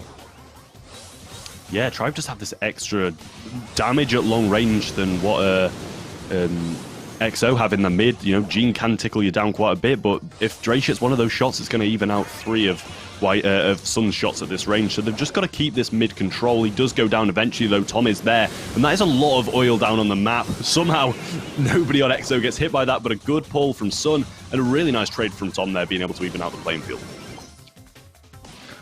Alright, well, we're literally all tied up right now. Drake's gonna step in the zone to turn that around, back to a Tribe Gaming lead.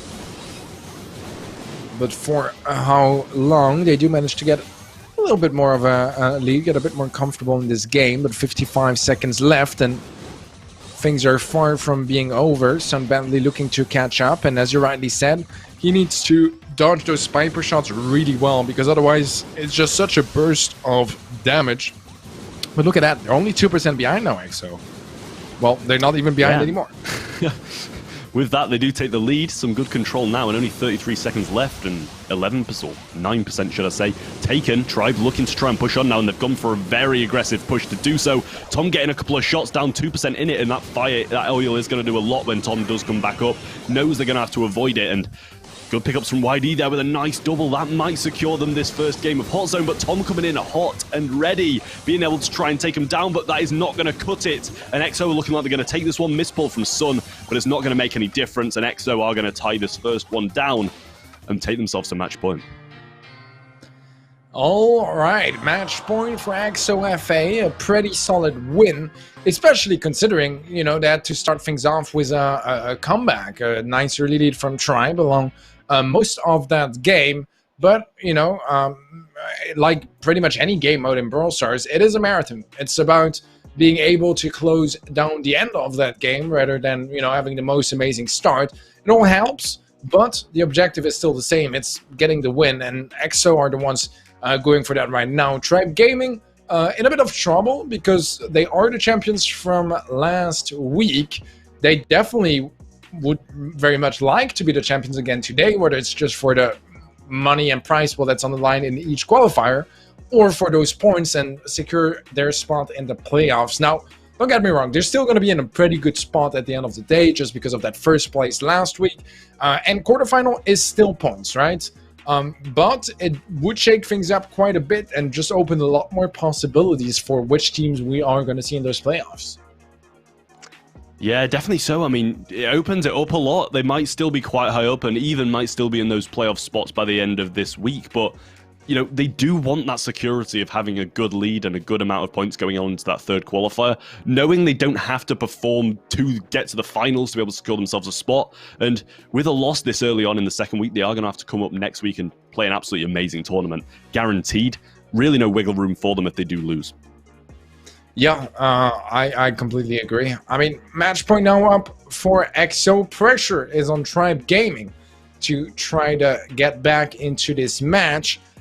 And, that's the tough part about best of 3 and about, single elimination brackets, is it can go that fast sometimes. And it does take us to this third set.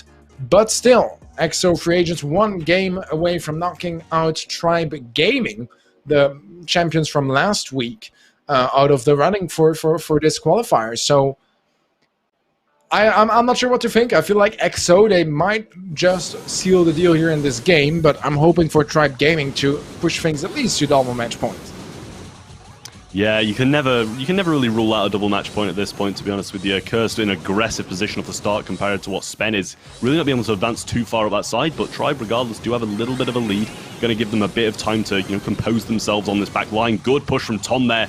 Cursed with a lovely bounce, ricocheting off that corner, getting double the amount of heals as he would have done.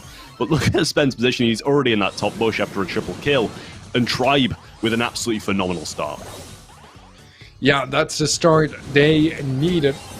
The pull on Curse is just gonna make it easier to hold on to that center control. Now YD getting some nice damage from afar, but Tom is gonna fall. It's a one-on-one trade, actually, trading each other out. Spen and Drage trying to keep a hold of that center, and a nice pull from Drage, although he does go down. It's gonna be traded out. Tom might find some value here before going down. Won't find quite as much as he was hoping for. Spen burning down as well, should just barely survive. And can just heal back up to max HP already.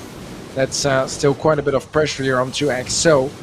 They are catching up percentage-wise, but look at that. Full control for Tribe Gaming. They might run away with this one. Trap, I think we might look at double match point. Honestly, if nothing changes and Tribe keep this level of aggression and control up, it's probably looking likely as Sun does fall as well. Not going to get any use of that pull if Tribe do close it out before he comes back up, and it is a possibility. Drage pull in hand as well. Tom's super going to be thrown up, lighting up as well. Sun being taken low by that. YD going to fall as well. Curse and Sun have to push onto the zone and get some good control back. Now, missed pull is going to really allow them to push up in an aggressive position. Now, though, Tom cleans up, and this is looking like it's going to be done here, unless YD can pull something miraculous off. Double match point coming up next, and Tribe take this game. Wow, double match point, guys. That's pretty much as rough as those games can get. It means, you win everything, you lose everything, right?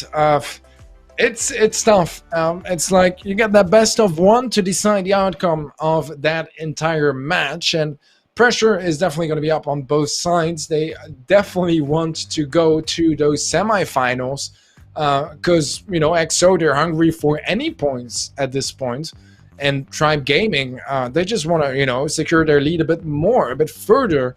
And, come into the third qualifiers thinking, well, even if we do mess things up, we'll still be going to those playoffs.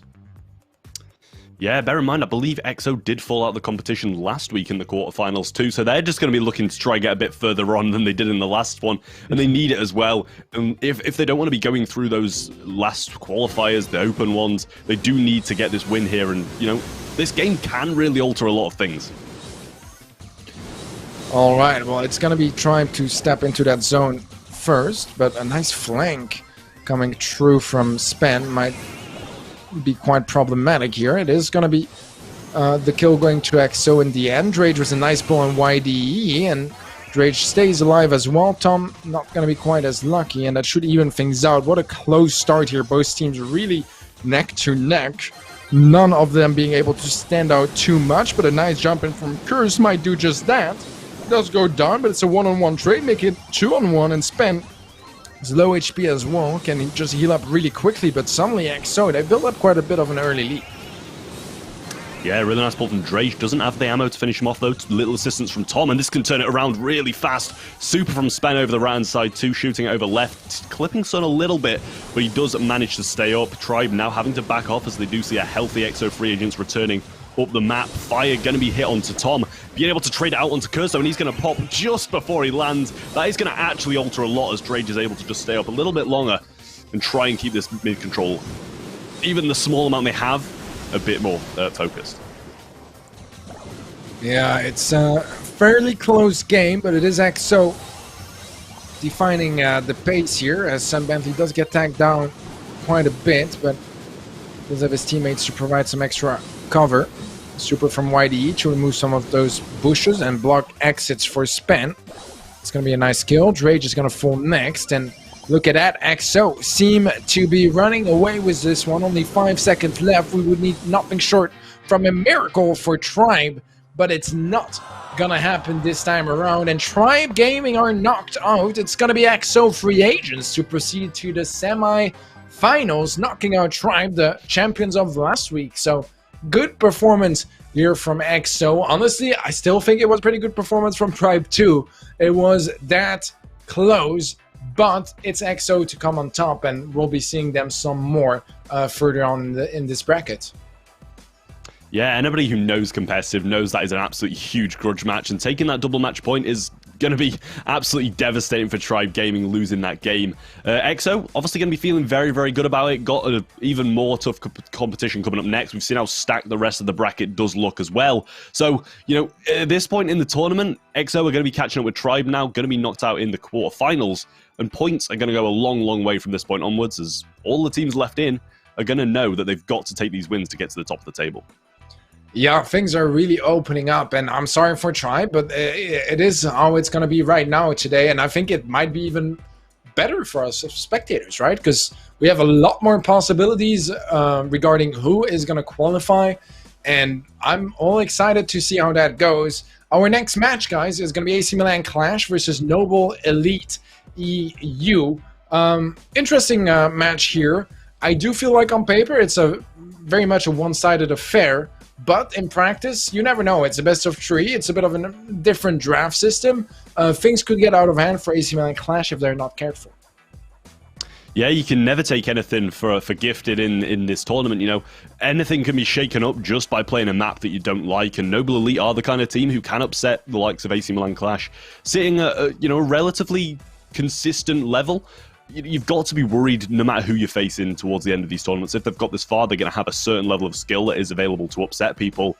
Draft is going to be here now, though, and Siege and Brawl Ball are going to be banned out, and Heist is going to be also banned as well. Minecart, Shooting Star, and Ring of Fire going to be the modes. Yeah, I don't think the bans are up to date just yet. But as you said, we do have our game modes. I mean, Minecart Madness and Shooting Star are quite... is this actually the same exact order again? Yeah, it is. But yeah, the maps are wrong as well. I was thinking so too. Well, there it kind of is. The order and the maps are kind of going nuts, but it does look like we will have Bounty with Shooting Star to kick things off, Kaboom Canyon in the Heist as our second mode, and then Gem Grab on Minecart Madness. So this is getting all fixed. Our bans are correct now as well. So that's going to be Gene and Primo for the sides of Tribe Gaming, Bell and Stu for XO. What do you think of that, Trav? Well, I'd imagine the team names are wrong as well. That's, yeah. That's true. That's a very fair point. Gene and Primo banned for AC Milan Clash, and Bell and Stu banned for Noble Elite.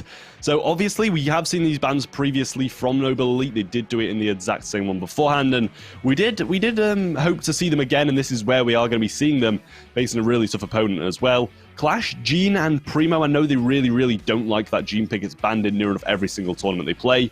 And Primo on top of that too, just a bit of a worrisome brawler to have against a team who you feel you are fairly confident in beating. You know, tanks are always the kind of thing, the brawler you resort to when you're feeling a bit under pressure. Yeah, it's definitely a possibility. We did see Noble Elite bring it up a couple times before, mostly facing it in the earlier match we saw him there and against Oka. Wait, was it against Oka? Well, I'm not even too sure myself, because yeah, it was against Oka, right? Yeah, I thought so. Yeah. Nice. Good for me. Good for me. But yeah, I think that for the most part, this is a setting we've seen already a couple of times, right? And like having those specific bans, or for the most part, in Shooting Star, Kaboom Canyon, Minecart Madness. I'm expecting some similar picks. Piper is going to be an option for maps like Shooting Star or Kaboom Canyon that wasn't there in a couple of our previous matches, but for the most part, it's pretty much textbook so far. Yeah, the thing is, Clash might have seen a couple of Noble Elite's comps, and they did play that Leon, which was a bit of a surprise to us, so therefore they might not play that just because they know Clash have seen it. But Clash taking what we know as the comfortable, normal comp. Noble Elite looking to try and do the same. Do have that tick instead of the Brock, though, and instantly all his walls are going to be gone, which is a little bit worrisome for him. They have the Leon as well, Trav.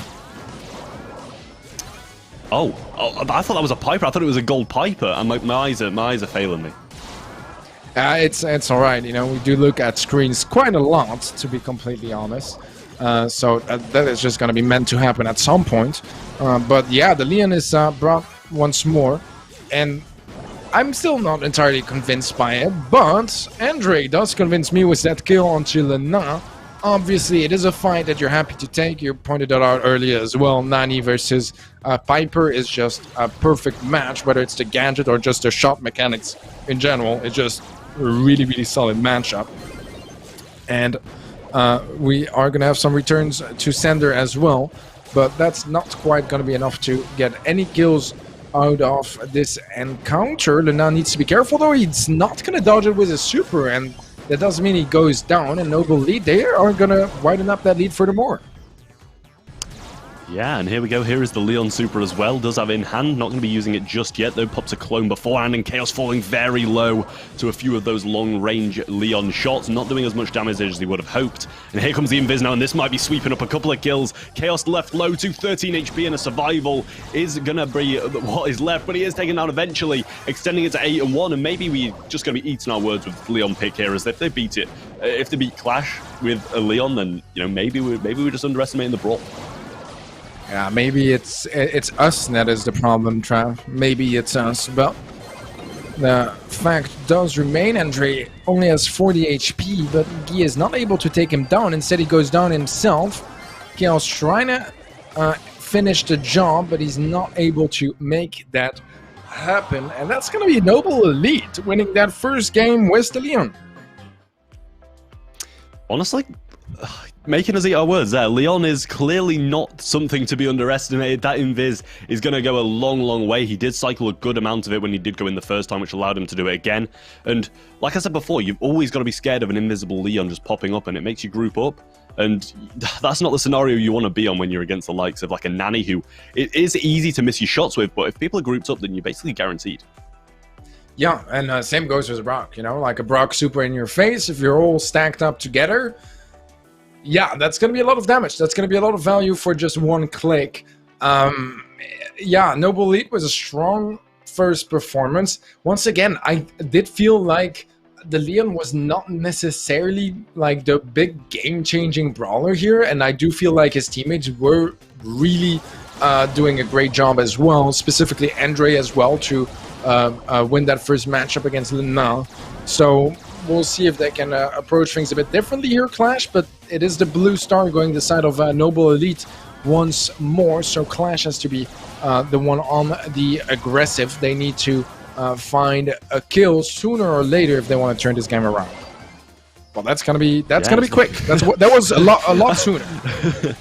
Yeah, I feel like as soon as you stop speaking, something always changes in the game, and that's just how it is with you, Teddy. Caster's Cursed coming true.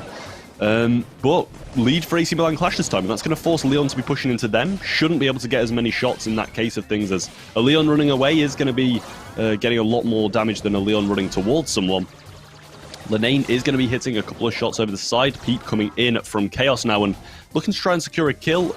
Invis available from Leon though, and Peep is missed on the first rotation round. Back to the return to sender coming in, but not picking anything up. And there is the Invis. Not going to be getting a kill just yet, and the trade is there. And that is why you need to be grouping up against an invisible Leon.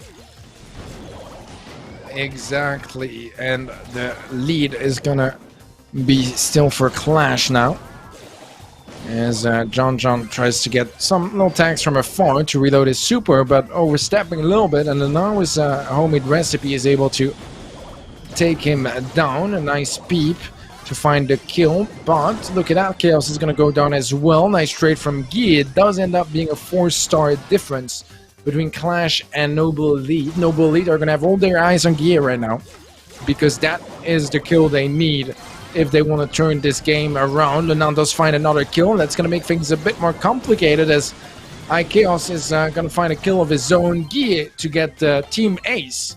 And that means that AC Milan Clash, they tie things up despite not bringing the Leon of their own. So confident play on their end, that they didn't feel like they were getting out-comped, but rather just mismanaged the situation a little bit.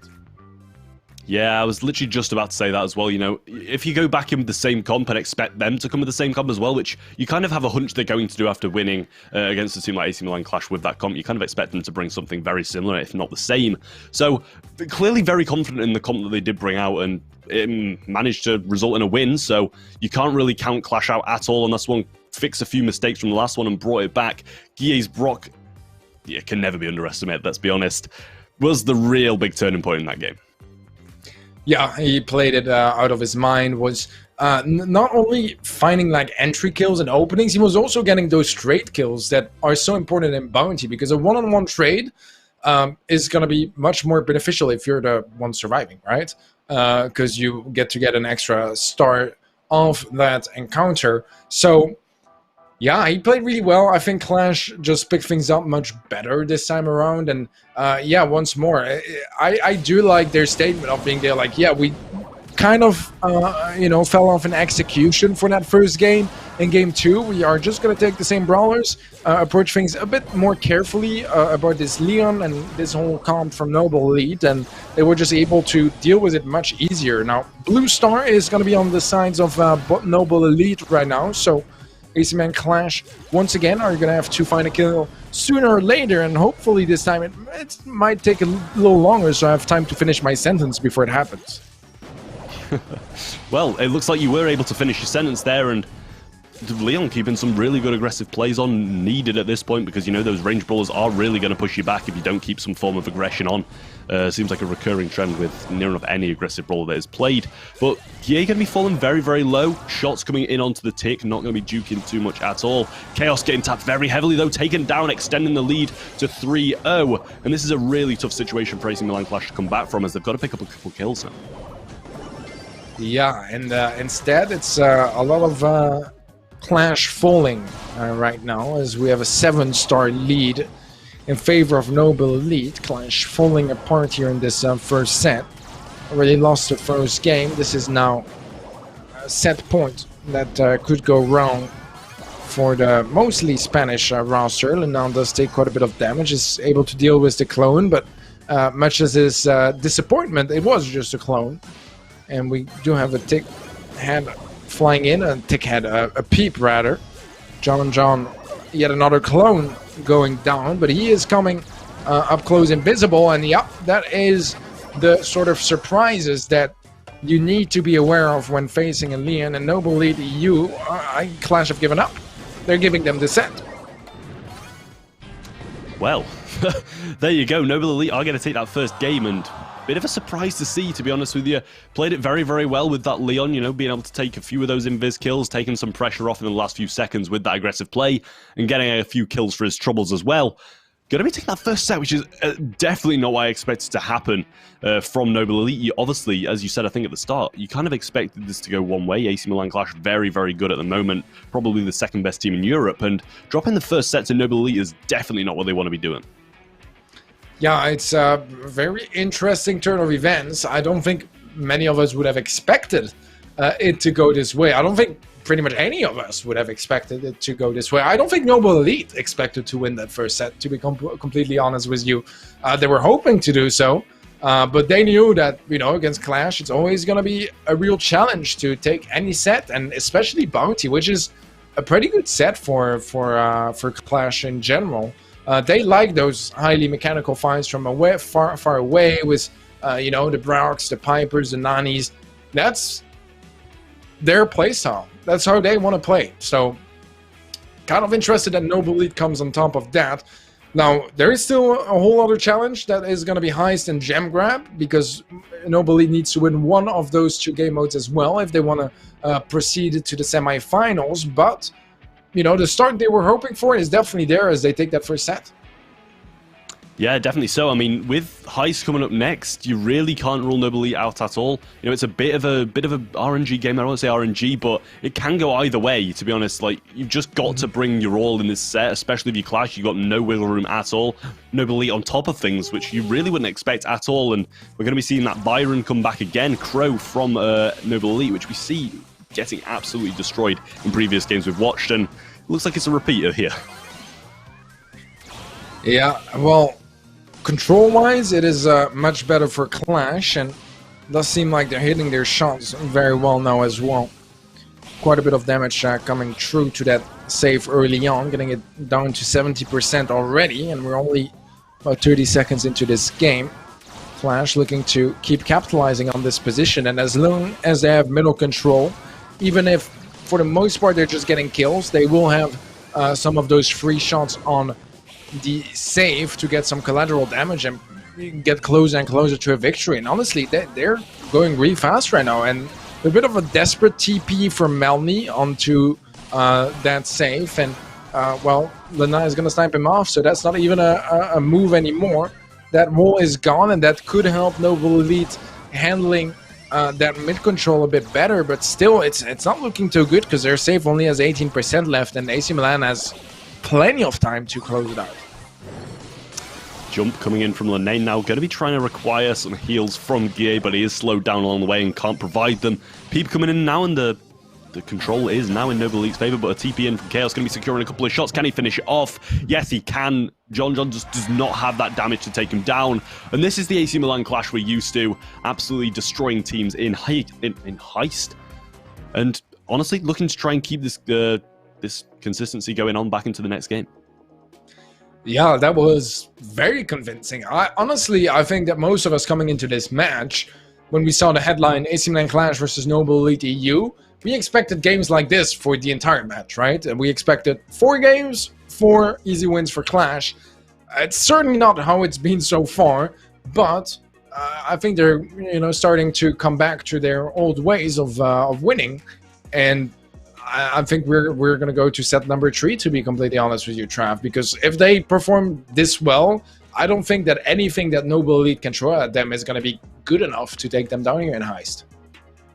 Yeah, definitely so. Honestly, you've kind of got to get rid of that Crow. We saw it in a previous game as well. It just doesn't fare well at all against these long-range brawlers, and I don't know really what they were expecting them to bring out for Crow to be kind of good on this map still, but, Clash are very, very good with those long-range sharpshooter brawls, which we saw in the last set. They were sticking to their guns with those because they feel so confident with them.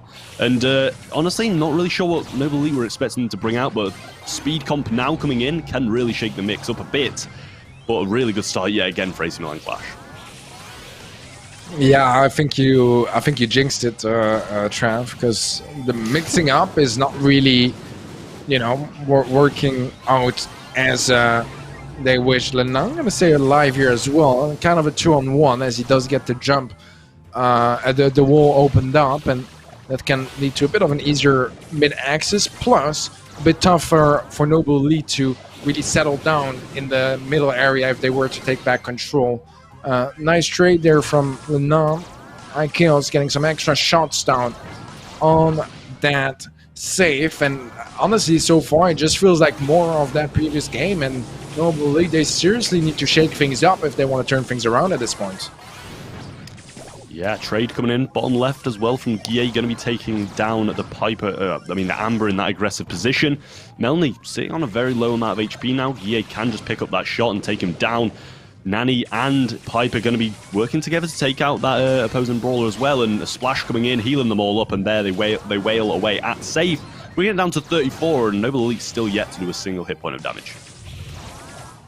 Yeah, this is far from ideal here for Noble Elite. Lena, homemade recipe onto Melny. Jump in, and they're just going to go for more and more damage. They want to close this one out. They want to move to set number 3 and pretend like Bounty never happened. And it's true now as well that, it does kind of make us question of how impactful that Leon was in the first set, because that's pretty much, the difference that there was between the 2 sets. And if you look at the scores, it's a completely different story as well. Heist going the way of AC Milan Clash. We are going to set 3. Gem Grab is up next. And what started off as a match where we were a bit worried for Clash, now I'm starting to get a bit more confident in them again, because that was a very convincing set. Best way to bounce back from a loss is to absolutely destroy them in the next set, and that's exactly what they've done. Looking to try and take this on into the Minecart Madness games now. Still, yet again, some very, very comparable comps to what we've seen. Long-range meta is going to be the favoured one, and whether they bring the AC Milan clash from the first set or the AC Milan clash from the second set is really going to decide who wins this. Yeah, absolutely. I think the start is also just, something really important as well, coming into this final set, because you win one game, it's match point, and then there's the whole world of pressure on the shoulders of your opponents. I think Clash are going to be better at dealing with this pressure affair, and a bit of a slip up in Bounty earlier, but they were still facing something that I don't think they scrimmed against a lot or faced a lot in general, and we have some very different mentalities. The buzz coming through here for Melny. Interesting. We haven't seen any buzz yet in BrawlMSTRS, I believe. This is the first time we actually get to watch some. Yeah, and I'm honestly really looking forward to it. Whether or not it's going to be the best pick to take on this map, I don't know, because I feel like the short range of buzz really isn't what they want to be bringing, but looks like that's the kind of mentality they're bringing to this, is they've brought in a Mortis as well, just looking to try to go for some heals from the Byron. And it doesn't seem to be working too well so far. Whether or not they're going to be able to turn that round and get that one turnaround play that you do need with these offensive brawlers is going to really decide this one. I think the nice thing with Buzz on against a comp like Clashes is that he can use his gadget, and sure, he doesn't stun his opponent, but he doesn't really have to in some cases. I mean, right now, Lena did have a super, so that was just a field of bombs to welcome the Buzz in this situation. But in general, I don't hate it. Lena does go down here, so that's going to be a bit of extra time. Flow, I call him Flow, but it's very much Guy. Does barely survive off this poison, and John just can't really get up close here. He knows there's a lot of trouble on its way there, and he is gonna go down. A nice jump from Guy to seal the deal, and that's gonna be match point coming up from AC Milan Clash. I don't really know how Noble Elite is gonna recover from this. Nah, several losses in a row now, and honestly, Noble Elite just aren't looking the same as they did in that first set. It just seems like the comp knowledge has kind of gone out the window, bringing in a brawler like Leon, who really has flown under the radar until today, I feel. Taking AC Milan Clash by surprise and bringing home that first set is not the same comps we've seen in these previous two. We've seen, in previous set, got absolutely destroyed plainly because their comps just weren't good enough, and this one too. Mortis and Buzz with a Byron is just really not the best thing to bring out against a team like Clash who knows their meta really well. Yeah, I mean, honestly, I still feel like the Buzz had some potential to make something work here.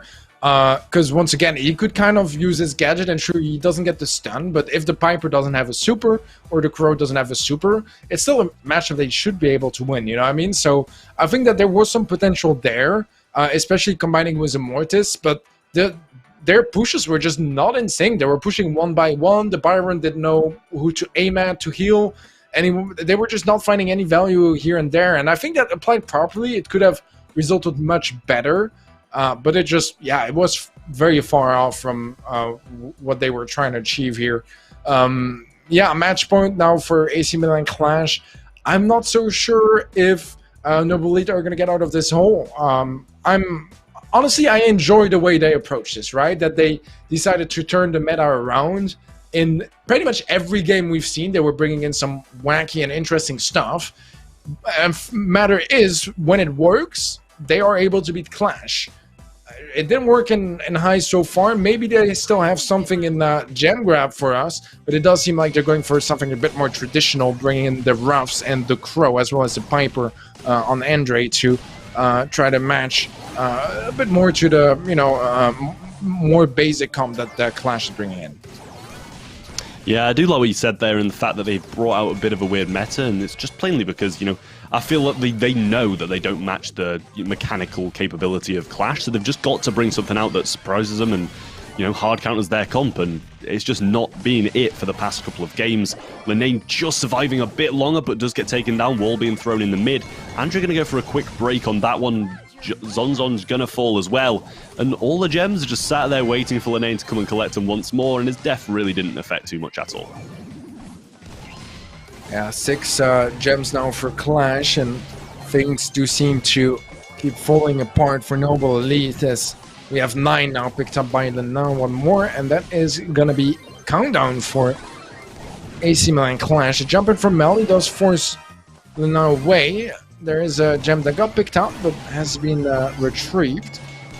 But now, oh, nice cheeky angle from the 9. That is going to be countdown for Clash. Noble lead at 15 seconds to take him down. And he is walled off. He has a homemade recipe. Sure, Andre does have a buff, and oh, actually snipes him off. That's a nice couple of kills, and now suddenly things are getting turned around. Melanie will fall. Andre can't quite make it out, or can he? The jump in from Guy does take him down. And what a back and forth fight, but it is Clash running away with the countdown once more. I must say, Guy there has just absolutely clutched that game. He just 1v3'd him with Crow. Knew that he was going to jump out and just jumped with him along the way. Absolutely amazing slow. Guy has just saved that game so well. The wall in there is going to top it off, and Clash are going to be knocking out Noble Elite in a reverse sweep and moving on to the semi-finals. GG's well played, Noble Elite. They brought in some freshness in this match. Was enough to take the first set, wasn't enough to take any games after that. So honestly, I still think they're going to be happy with the result. I do feel like, you know, in a matchup like this, when you win 2-0, you feel like, okay, we played against Clash. But when you do win the first set, like, you start to feel the taste of victory, and you're going to be a little bit disappointed that you couldn't close it out. But I still feel like overall they had a good performance. And as we already addressed a couple of times, I do love their approach of knowing that if they are not the favorite, they do need to bring in some more original stuff, try to play around with the comps, because it's the only way you can get a bit of a natural advantage in your games and turn things around, especially in a best of 3, where you can choose which sets you're playing. They're just perfectly setting up the setting to, you know, do those kind of strategies. So I want to commend them for playing very well with the format and having really good awareness of what sort of approach they need to take when they're facing a team that is clearly better than them. So yeah, that was really solid performance from Noble Elite overall. I honestly wish we had some more of that in Heist and Gem Grab as well, but still, I'm impressed, man.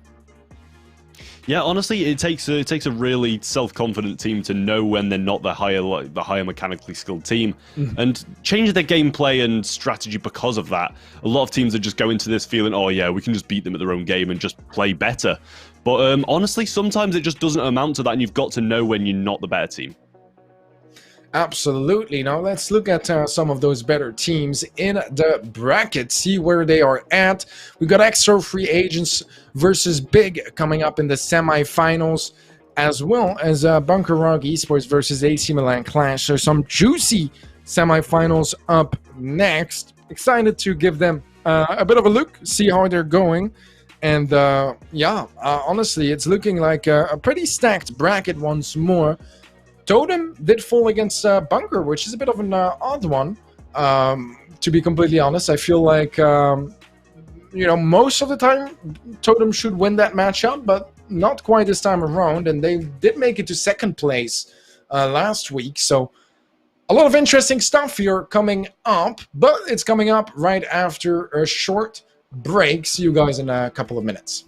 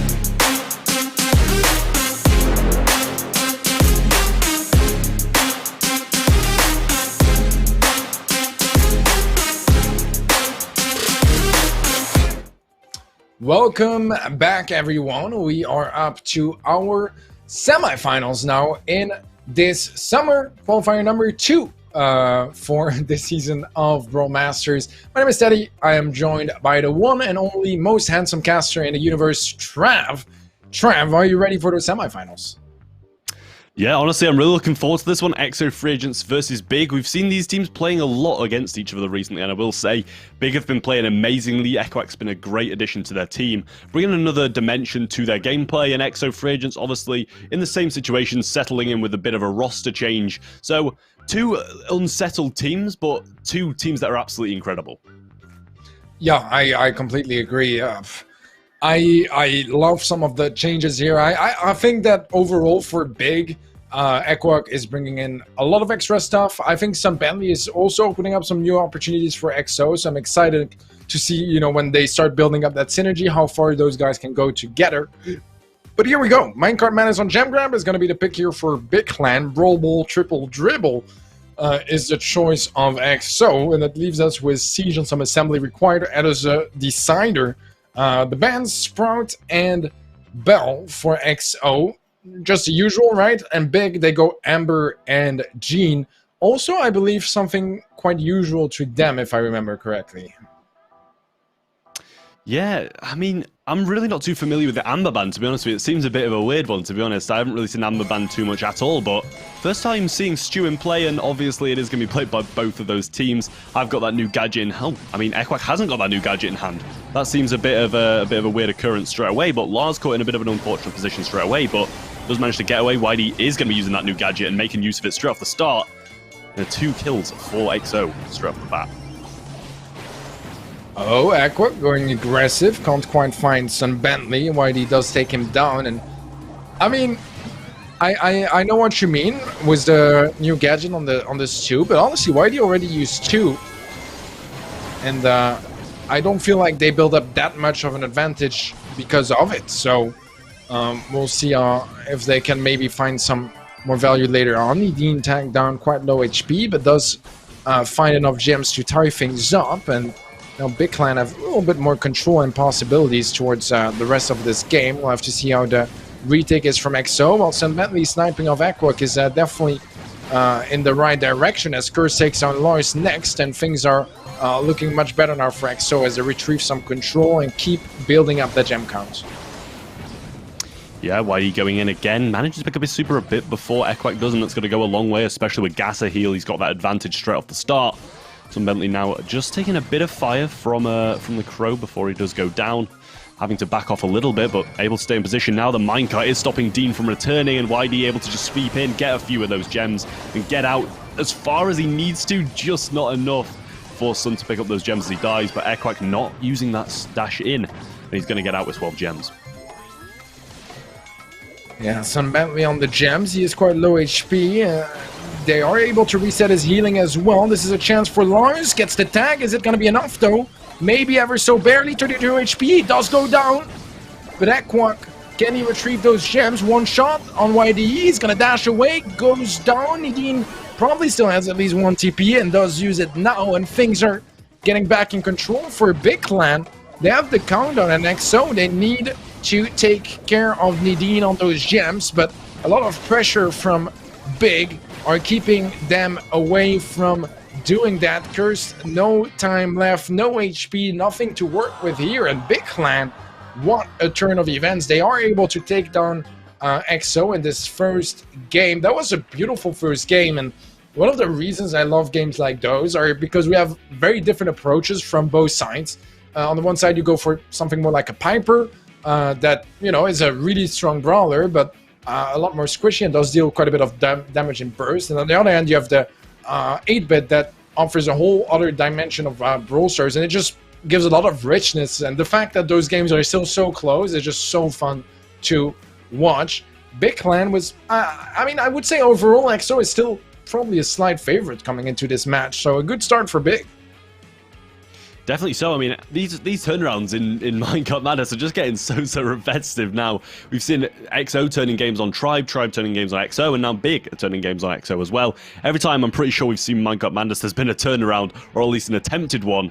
And honestly, you cannot decide who is going to win these games until that final countdown hits 0. Because just the sheer amount of randomness that has happened in these games, obviously XO having the majority of the control throughout that one, and didn't end up going in their way, so looking to try and get back in the swing of things and take a game back, otherwise they're going to be dropping the first set, which is definitely not what they want to be doing. Yeah, absolutely. I mean, we can say it once more, but best of 3 does make it very punishing if you do some of those early mistakes, because a set is quickly lost and a match is quickly won. So they need to be really careful here, and we are going to see the same exact approach from both sides, which I really like. I think both teams, I mean, especially looking after that first game, they know and we know that it was more, you know, some execution making very small differences, some fights going the other way around. Curse barely wins that fight, will be quite slow on the heal up, but Sam Bentley has middle control, and that means that he can catch up gem-wise.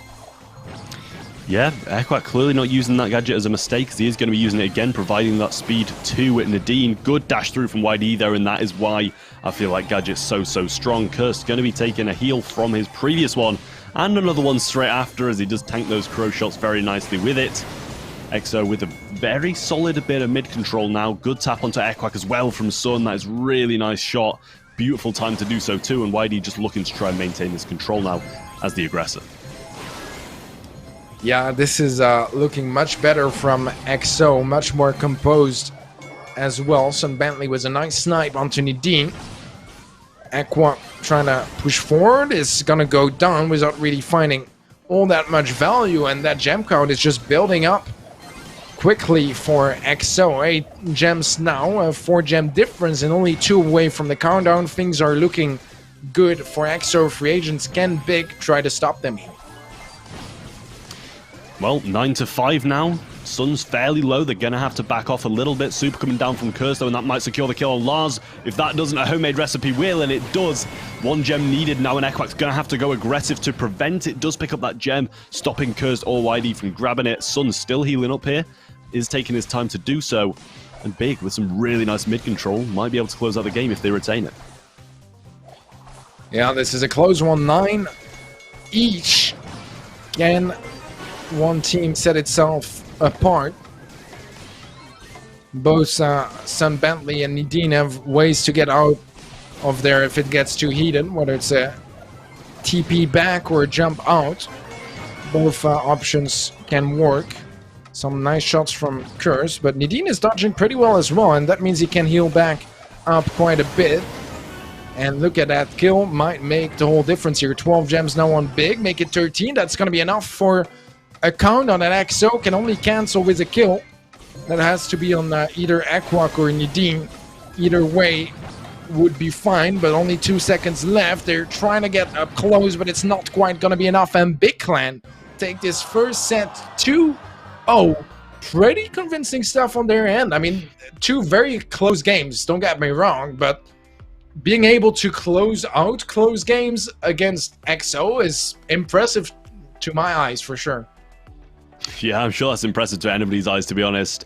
But Brawl Ball coming up next is the first time we're going to be seeing this, and it's triple dribble. So I'm not surprised it's the first time, as I know a lot of people do not like this map, very heavily orientated on who gets the best spawns, to be honest. You've got one open side and one very closed off side, so if your open laner spawns on the right, then you're going to have a very difficult time rotating over to the left without losing control. Yeah, that's a very fair point. Definitely something that they'll have to take into account as well. Pray for the gods that they get the spawn they're hoping to get. But, I mean, in the end, very often I think that games on Triple Dribble can take a very long time until there's really a big opening. So we'll have to see what kind of games we get in front of us here. It's 2 big teams that, you know, no pun intended once more. I hate big just for that, you know? Like, every time I want to use the word big to describe anything, then suddenly it's a pun and it's a dad joke. And I'm not a dad. I'm young, okay? So, yeah, just no. But, yeah, I think we got a nice set of Brawl Ball ahead of us. We'll see if EXO can come back, and if not, you know, if Big can maybe bring this whole thing home and bring themselves to the grand finals. Yeah, honestly, more than likely going to be seeing that Rico, I'd say. The gadget's just too strong. Probably something like a Rico Stew and then a solid mid-brawler, as we have seen that Rico played on either lane. But to be honest, Stew's probably going to be quite good on that closed lane, if not the mid, considering he does have that breakup gadget as well now. So, you know, you really can't write down what these people are going to be doing. Very, very surprising to see what the comps they bring out, as we've seen two teams sticking to the guns after that first loss, and Big coming out on top twice in a row. Even with the 8-bit, which we haven't really seen too much today. Yeah, absolutely. All right, here we go. This is going to be an aggressive start from Equok to open things up with a kill onto Sam Bentley. YD goes down as well, and this is a solid shot for an opening goal. Lars low HP, but it's not going to be enough to take him down, and Big Clan are going to get a quick first goal here. And setting up the base quite drastically here in Brawl Ball. Yeah, quite some lovely shots into YD there as well, opening up the aggression on Sam Bentley, bringing him low for Dean to maybe capitalize on. Lars playing a very passive Sandy, I will say. YD able to pick up his super and chain it there off Lars. Going to be trying to make good use out of this Gaza heal here, which is exactly what they need to be doing. Sandy super yet to come down. Gadget pop by YD, looking to try and get a bit of a wall break and a bit of damage alongside it. Lars taking out Cursed over this right-hand side and a super there as well, and this is not looking good for them at all. Stun coming in and the takedown is there. Match point for Big coming up next. All right, well, Big Clan are looking really solid here. EXO, not exactly going that well here in Brawl Ball. I mean, you know, Gem Grab was a really close set, and it could absolutely have gone either way. Brawl Ball, on the other hand here, much more convincing as well, and in favor of Big Clan. So EXO need to be careful, otherwise it's going to be a quick match, and there's only, you know, one game here to turn things around, so they got to do it right now. Yeah, I mean, exactly so. You know, they really need to pull something out of the bag here. Big have been looking good across the first set, being able to take that 2-0, as well as this one game now. Honestly, EXO not playing as well as they usually would do. Seems like a lot of the stuff is rushed. Maybe that first loss in the set is going to get to them a little bit, but honestly, on top of things, Brawl Ball is their pick. They should be performing amazingly on this one, but I'm not sure about that surge pick. I don't know. I feel like the Gasser heal with Stew, along with that wall break, is just going to kind of not allow him to get the levels that he does want. Yeah, I definitely agree. I mean, Equok on this too is always a big problem. I feel like it should also kind of be a go-to ban against Big Clan. You know, I think it would be a very, very solid way to kick things off with a match if you just remove that Stew out of the picture. A lot of teams do that in general as well, but against him as well, he's been finding so much value every time. Whatever gadget he decides to use as well. And I like that aspect as well, that he's bringing in some versatility with his gadget choice, whether he wants to go for the more recent one or just a speed boost. I think, you know, sometimes with brawlers you do tend to kind of get stuck with one more superior gadget in most situations, and here he's really just juggling from one game mode to the other with which one he prefers, which one he thinks brings the most value to his team. And yeah, I really like that as well. Plus, the comp and Gem Grab was really impressive too. So Big are showing us some really good stuff. We'll have to see what the response is from EXO coming into this next game, but it has to be a good one, because otherwise we might be looking at the 2-0 sweep. Yeah, I'm pretty sure Big were the ones to take down EXO last week as well, right? So if that's 2 times in one tournament, then it's not looking good for them at all, as EXO are meant to be a dominant team in this region. Lars looking like he might be able to take down Sun here with a nice peek, but he does get hit along the way. That is not what he wants to do, but a nice pinch from Equok there. Going to finish him up. And a pick up from Dean as well. This might result in a goal if they can get the breakthrough. Stun is available from Lars, so if not, they can wait. But the walk-in is not going to be there as the stun comes from Sun. Really nice surprise from him to pop it and shoot it instantly to force out the aggression from from Equok. Oh my, well, that was quite a clutch savior for EXO. At the moment they needed it the most, but they're still not quite out of trouble. 2-on-2 situation, and things aren't looking so hot just yet.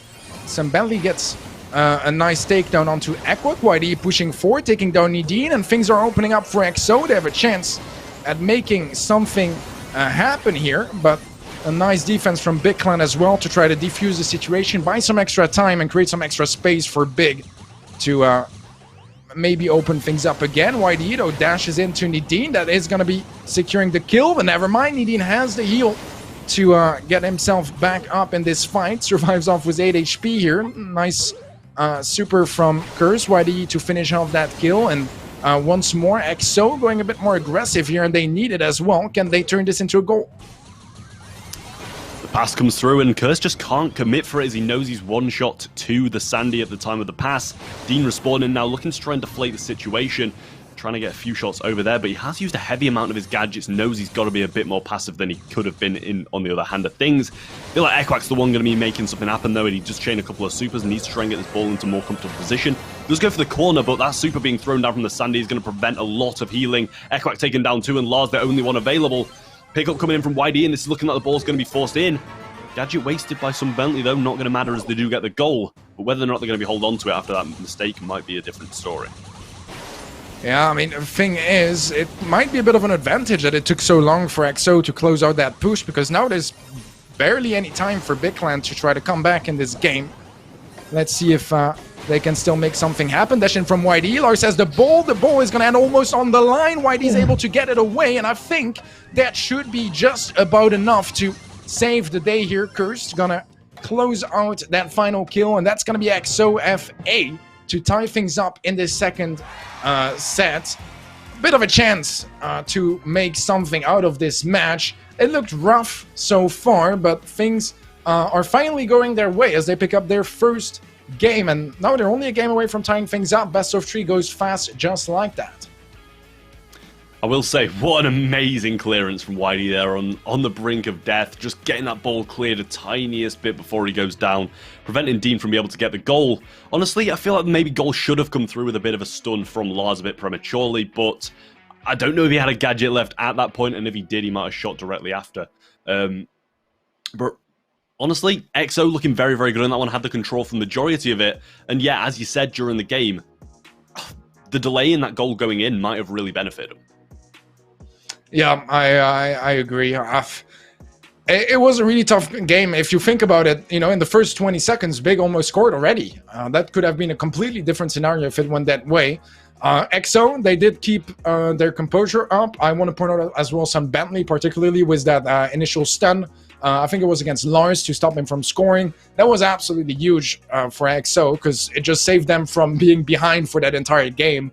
And starting things off, you know, with a disadvantage, especially when it's match point against you. So really, really solid stuff from him.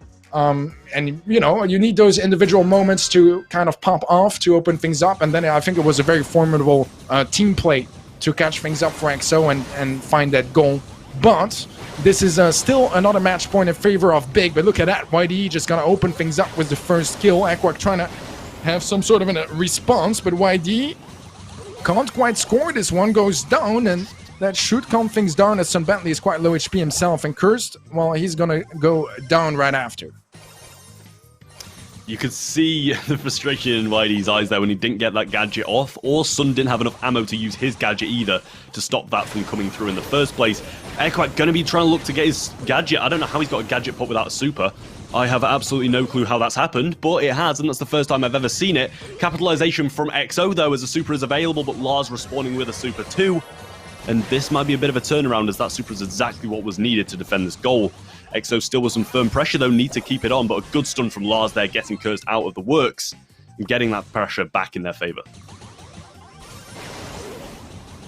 All right, Big trying to retake some control in the center. Some Bentley makes it out alive, and Nadine can't quite find a connection on that super, so it's going to be a bit of a reset now for EXO, and their Sandstorm provides them a good positioning as well. Curse to take down Nadine, some Bentley pushing up, but Lars is able to catch the ball midair, and that should slow things down a little bit. Nevertheless, EXO are the ones sieging that top goal, and they might be able to settle things out here if they can find the opening they need. Curse has a nice angle as well to find some bounces, but so far not really able to find the value he's looking for. YD on the other hand does take down Equak, and that is quite an opening, but Lars, oh my god, that was such a good double stun. Only YD left alive, and there's not much he can do in this position besides falling back and trying to buy some extra time for his teammates to respawn. But that play from Lars was really nice.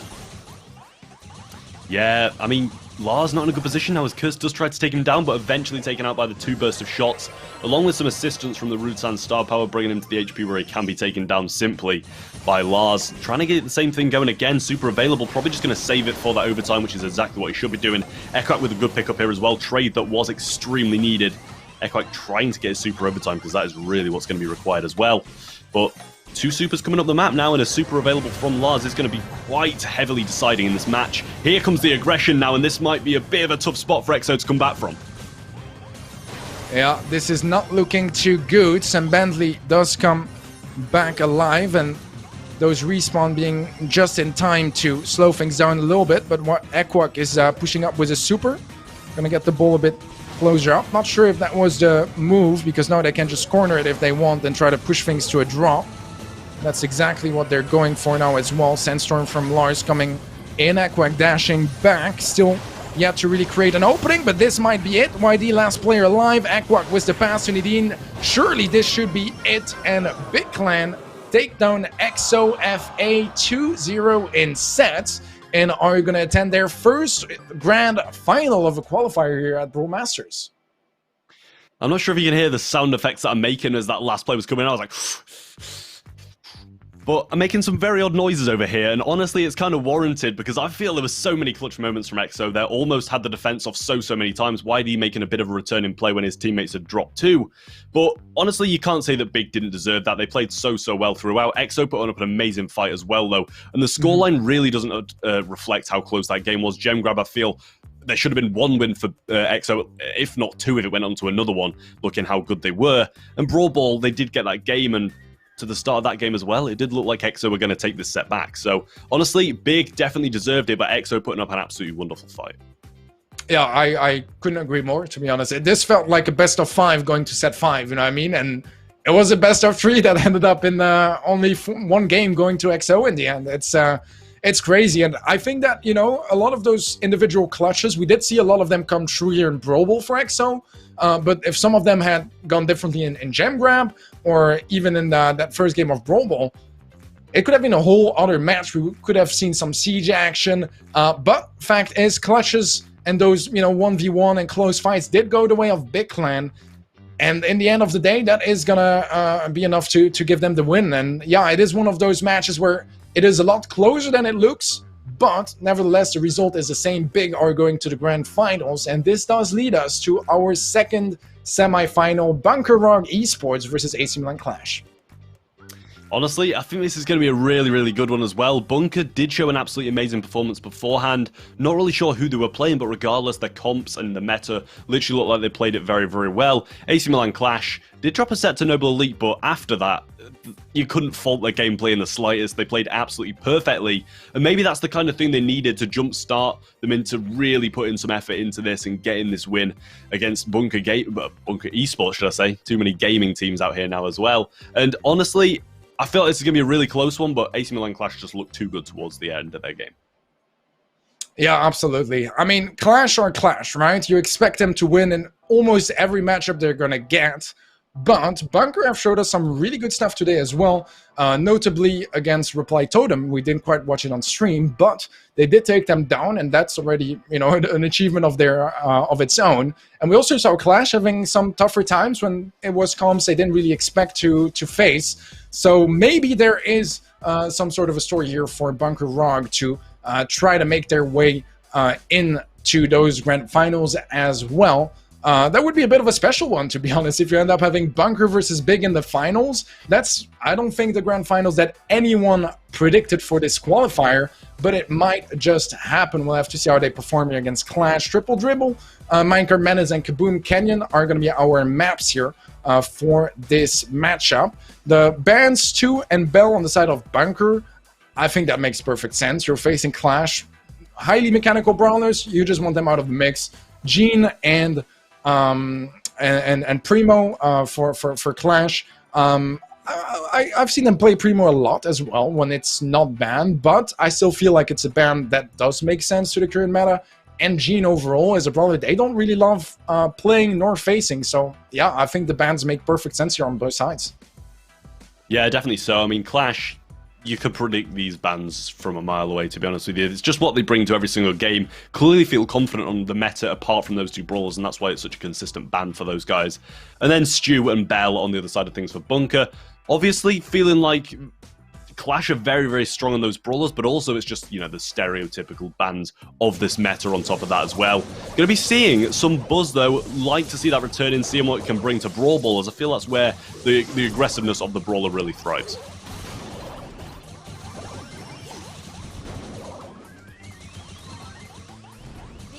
All right, so far...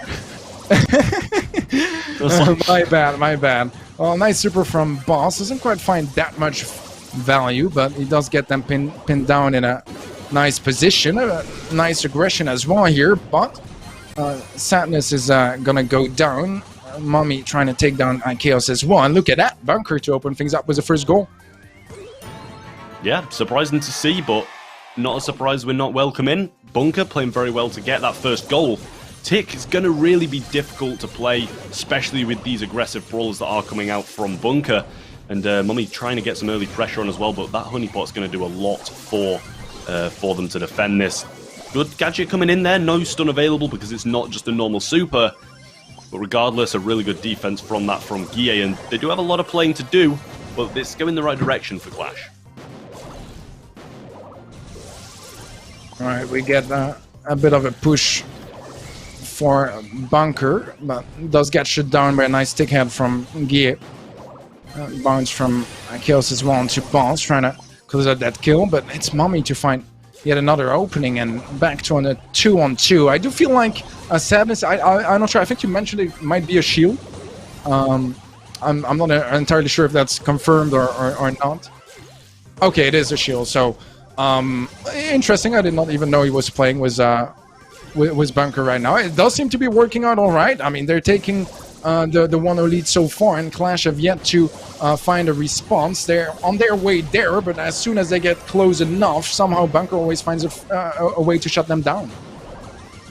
Yeah, Chaos trying to get to this corner now, and these are the kind of defensive plays you do see in Brawl Ball, cornering that ball, just getting it out of the way so they can't really get to it without dying along the way. And that's what you see Mommy Jordan do now, trying to cover for it. But there you go, there's the ball. He might have a last hurrah available, but no, the head tanks enough anyway and breaks a little bit of the wall for him to walk it in. Overtime coming up next, and the Tick's not going to do too well there. But you've got to be looking towards the B.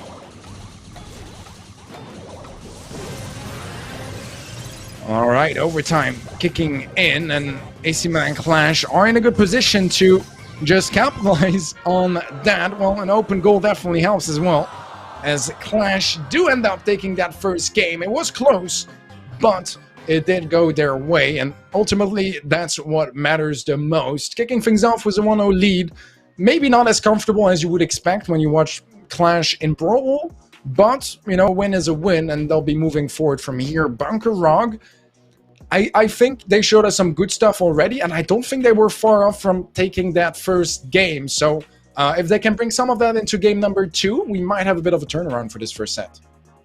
Yeah, honestly, it kind of, in my eyes, it just looks like AC Milan Clash were taking a bit of time to adjust to the aggressiveness that Bunker were bringing. Obviously, pulling out the Sprout along with the Sandy. The Buzz along with the Sandy. It brings a certain kind of aggressiveness that they do have to use in the early portions of the game to get those wins, or it's just going to go really, really sour from there onwards. And they knew that they needed to get it done before overtime, especially with the B there. And honestly, they just couldn't hold off long enough to get it done. All right, well, we'll have to see if Bunker have some sort of an answer. I mean, I feel like they did get some value of the Buzz. I do feel like they could have either done more with it, or they would have been better off with another option. I mean, in overtime, it was a bit of a disaster having a Buzz for sure. But I don't know, I feel like there was some really good potential in that first game. And with some very slight adjustments, that would have been first game for Bunker in Clash's, you know, arguably best mode. So I think that's a pretty decent start, all things considered, for Bunker. Just gotta, you know, mentally keep it up and not tilt or anything like that, so they can come in calm into this next game and maybe bring in the small adjustments that they need to make this a whole different story. Yeah, definitely so. I mean, I feel like cornering the ball's a bit of a thing to do when you've got more of a bit of a defensive comp. They've got a really aggressive comp, and that seems what AC Milan Clash are trying to adopt here, as they do take that really nice aggressive Buzz and Mortis along with a Poco to heal them up along the way. Shield able to get a super a little bit before Chaos, but the assistance from his team is going to allow him to get that get a kill over him. Heals coming in now from Gear as well, going to allow Linane to get up to a good amount of HP, and he slots it in the corner. I didn't even see that come in, the delayed response. Amazing play from Linane there with the dash and shot in the corner. That was absolutely beautiful. All right, dash in from Chaos, but he does get taken out by Boss, and Lena is able to get the 1 kill, but he's quite low HP. Does go down to the Sandstorm, actually, from Mommy Jordan, and Boss is trying to push up. It's not going to be that easy against Buzz, though, that has a super now as well. Nice stun onto Mommy, diffuses the situation for Clash, but Boss is not done with this push just yet. Looking for a bounce onto Lena. Chaos gets stunned as well. Boss able to take him down. A nice double kill from Boss, and he's been putting a lot of work here for Bunker. Can they turn this into a goal, though? It's looking pretty good. The stun comes through from Chaos. He gets the ball, the pass back to a shield, and that's going to be Bunker Rock to tie things up in this game. Off that pass through, I did not see an opening there, but they must have seen something that I didn't. AC Milan Clash are going to have to match this aggressiveness that is being shown, as they do have the comp that can really do that. You've got to get Linane chaining some supers here. Stun coming in, though, from Mommy. Going to be cutting that out. Beautiful heal coming in from Guille, though, as well. Linane can't stay in that Sandstorm, and neither can Chaos, as they're both looking very, very low. Taken down is coming in as Chaos does fall, and Clash really need to make something happen sooner or later. All right, Clash trying to open the situation on the right-hand side. It's always scary when Lena has a super and the ball on that Mortis, and look at that. Nice double kill from Lena, making it look quite easy, and might even make it a triple. Never mind, Boss is going to melt him down. Boss with a nice double kill. Guy gets taken out as well, and that was a good defense from Bunker, but that was close. Yeah, honestly, I thought they were going to be able to force it in there, but in turn, Bunker did pull off a really nice defense, super available from Mommy, and that's really going to close down a lot of the possibilities that could have happened. Linane is trying to make something happen, though.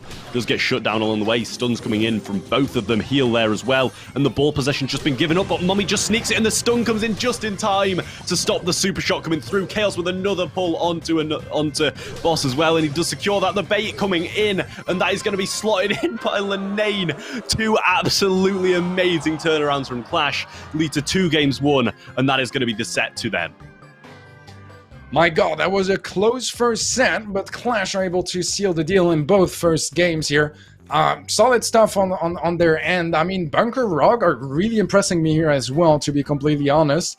To be honest, it is a bit sad for them that they can't close out any of those games, considering that they got a goal in each one of them.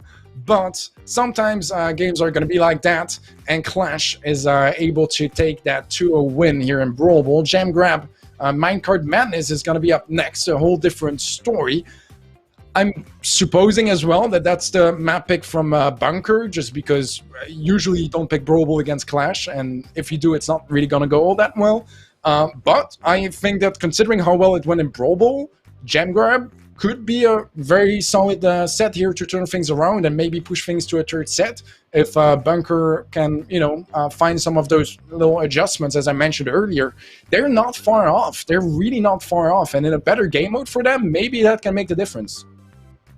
Definitely so. I mean, if they're selecting Jam Grab, they've got to be feeling confident in it, and Brawl Ball was sadly not going their way, was very, very close, I will say. I feel like a couple of the games, if both of them, shouldn't have gone their way, it seems like they were robbed a little bit in that one, but you can't blame AC Milan Clash from taking those. That was absolutely amazing plays, and honestly, some of the best gameplay I've seen from them recently.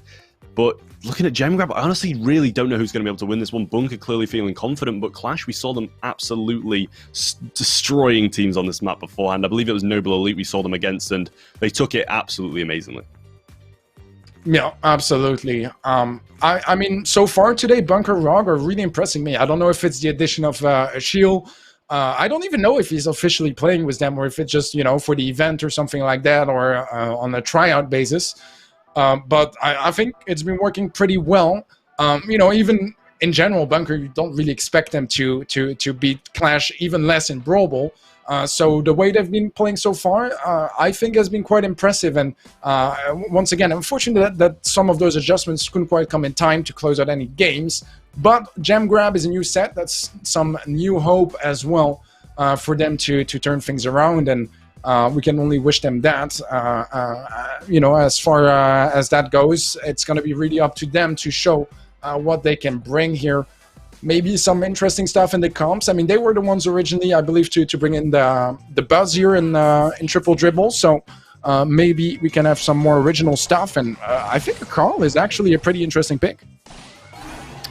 Honestly, I don't think I've ever seen Mommy Jordan not play Carl on Minecart Madness, and that's just sprung to my mind as soon as I've seen him do it. He absolutely loves that pick, and he plays it so much here as well. So a little bit surprising AC Milan Clash didn't predict that a little bit harder, but honestly, it seems to be working perfectly well anyway. Some really nice connecting shots from Chaos, but in turn, Boss is going to strike that shot as well, and another one onto whoever's playing the Crow. I guess it's Guille. Super coming in now, and Clash had not got any control anymore. Bunker able to take that from them, and in turn, looking like they've managed to get a few gems in hand as well.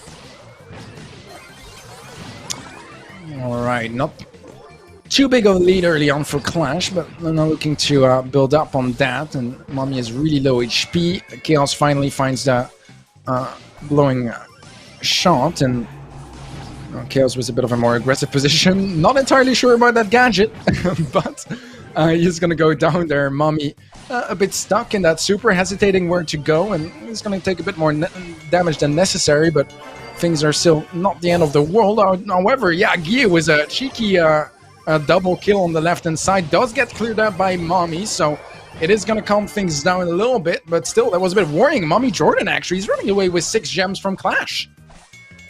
Yeah, this is countdown right here to pick up the gems. I'm not sure why they aren't doing it any sooner, but eventually, Bunker are going to get this countdown, and what an amazing play from Mommy Jordan. That's why he does play Carl here every single time, I will say, but that was a really nice play. Reset coming in, though, jump away. And only one more reset, and I believe they're going to have enough gems to be able to equal this out just from the mid. So we've got to kind of play this a bit aggressively, but control it in the same sense. All right, good kill from Lana. Chaos pushing up, trying to take down Mommy Jordan, but it's never going to be enough here at this pace. And that's going to be Bunker with the first game. And honestly, once again, impressive stuff. I think that's the word to describe this Bunker Rog roster we're seeing today. Impressive. They're doing some really good stuff. And Brawl Ball as well wasn't quite enough here in Gem Grab. Finally, they take a game. Let's see if they can build up on that, keep some momentum rolling, and try to make it a quick set. I think they have a chance here against Clash. Honestly, from the way they're playing, I absolutely think they have a shot. Definitely so. I mean, by that game, it looks like they're definitely going, but honestly, we should just be taking another look at how another turnaround has happened in Minecart Madness. It's every single game at this point, and did go in favor of Bunker this time, looking very good in this, and I must say, there's not really too much of a gap in between these teams at the moment. We did see some really close games in Brawl Ball, and now they're going to be taking the first game of Gem Grab. I feel like this can go either way if played right. Yeah, absolutely. It's definitely a much closer game than I think a lot of people would anticipate here as well. Yeah, I'm super impressed by Bunker once more. I'm hoping to see some more of that, and I think that, if they can get some momentum rolling, this could actually be a really solid match, and so far it has been. The Brawl Ball set was a really beautiful first set, and this game was quite chaotic as well, but they were able to seal the deal. Let's see if they can maybe do that twice in a row, or at least twice in the same set, and then we might have a really good series ahead of us. Yeah, honestly, I feel like it's been a really good series regardless, to be honest with you.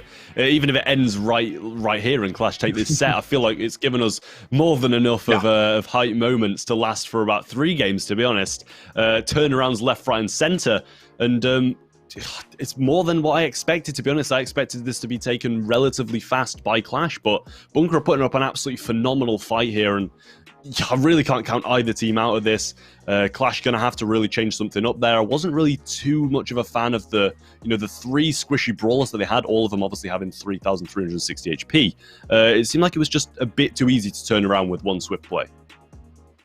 Yeah, absolutely. Well, let's find out, as we have some pretty similar stuff here from Bunker. I think they were matching the Spike, because I don't think they had it in the previous game. But Spike is gone now from Clash. I'm not even sure of what I'm saying, to be completely honest. It's been a bit of a long day, a bit of an emotional day as well. But so far, it is going to be Clash with a bit more early control. And we'll see if they can get to keep that nice homemade recipe from Boss. Takes down Lena, and that is going to open things up here for Bunker. Mommy steals those gems away as well, and that's only 1 gem left for Clash, 5 already on Bunker. Yeah, a little switch of the sides now, though. Chaos looking to try and take this Spike lane, which is going to be a lot more favourable for him. As Mommy Jordan is going to walk into that minecart, I'd imagine trying to fall down a bit closer to home than that, as he is going to drop 1 gem for Lenane along the way. Yeah, you're going to be hit by that super, but not slowed enough for them to take advantage of it. A few shots missed by Chaos as well, and the switch of sides comes in again, as they want those favourable matchups. Chaos hit by the minecart now, and Mommy Jordan just trying to sweep in, but stopped short by Lenane's pinch. Alright, 5-5 in gems. Clash now taking the lead by 1, but Boss gets tagged up. Homemade recipe there from Lena doesn't quite connect. Mommy going aggressive though, finds the kill onto Chaos and gets himself up in a pretty decent position. Another kill onto Guille as well. Does get shot down by Lena, but damage is done, and that's a couple of gems that go the way of Bunker. And that could absolutely make the difference in the end. Just getting to the 8 gem count is so important as well, just making it a bit safer in case there is a comeback from Clash. But look at that, just 1 more gem and that would be it. But can Boss get them back safely? It does look like he will, and that's going to be countdown for Bunker. Bunker looking like they're going to run away with this one if nothing turns around. I believe Guille probably does still have a couple of slows, though. Going to try and use it on Darkoom there. Does. Gets the pinch in, and the takedown is there. And that is going to... Oh, I believe it's going to open it up for a reset. It is, as that gem does spawn just in time, I think. If not, then they're going to have to stay on the aggressive. But they believe in it as well, as they are staying very central, and it is going to be enough just if they do pick it up. But Darkoom showing some controlled aggression here. Lenane going to fall low, and they might not even be there to pick it up. They're not, and Bunker are going to take it. A lovely play from Darkoom there, knowing he's got to go aggressive and keep them off that gem spawner. 1-1 in sets, and this is going to decide who goes to the final. Absolutely. I mean, beautiful comeback from Bunker. You know, it's going kind of like we discussed as well, you know, gem grab being a bit of a more difficult game mode for Clash, and Bunker being able to absolutely capitalize on that. And once some momentum gets rolling, there's no stopping them. So set number 3 coming up now, and this is where things get really interesting, because honestly, from what we've seen so far, I have absolutely no clue how this final set is going to go. Yeah, I mean, we've only seen one of these teams play Heist, and Clash played it absolutely immaculately. I don't even know if they took a single hit point of damage in the 2 games we saw, to be honest, playing those long-range brawlers that are going to be the ones who are available right now. And honestly, Bunker, you just can't count them out. Maybe they'll bring a shield back in to play a few of these long-range builds, which you know he plays so well. And they've just got the options to be able to bring in players who are more comfortable in certain brawlers, as we did see there with Darkoom entering the game. And honestly, as you say, it's too early to say who's going to take this one, as they just seem so evenly matched right now, which is really surprising to see. Yeah, I completely agree. I think this is kind of out of nowhere as well today. You know, last week, I don't even remember too much of Bunker. So, yeah, impressive stuff. I think that's going to be kind of the catchword for this team today. Well, the question is, you know, is it going to be a bit forgotten in the next couple weeks if they lose here? Or might they actually go to those grand finals and take down Clash? That would be quite an upset. But seeing how Bunker is playing, I don't even know if we can call it an upset, you know, as the story's been going forward. They're looking really good, and Heist could be a good option for them too, to just close it out there. Honestly, either of these teams deserve to be in the finals by the run they've had. They've taken out so many good teams along the way. We've got a bit of a triple range coming in now from Bunker, and it is going to be a Shield returning to play that Piper, knowing he likes these long-range brawls quite a bit. Chaos on the Nanny.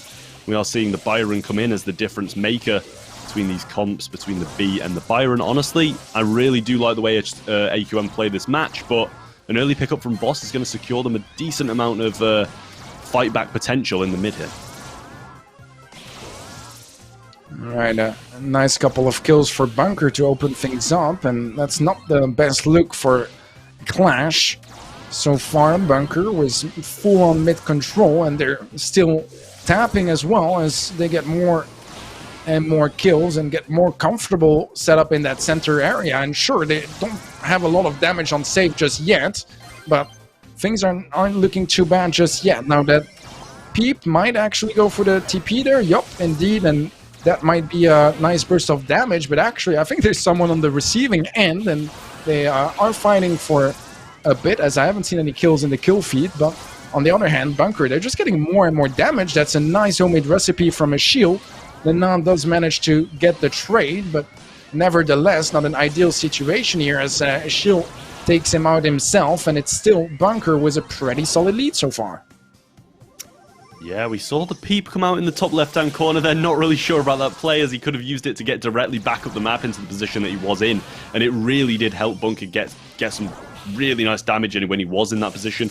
Did throw it on the top left, and this is where Clash are really going to start to make some plays happen. Getting some damage onto the safe and start to even out that scoreline is exactly what they need to do. Splash coming in onto Boss here. Good tap from a Shield, though. Wonderful blind shot there. And the relief of pressure starts coming from Bunker now.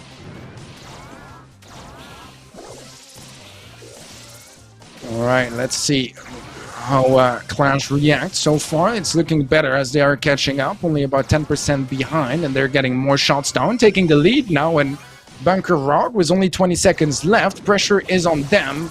Boss with a nice tank through that invincibility bubble from the respawn.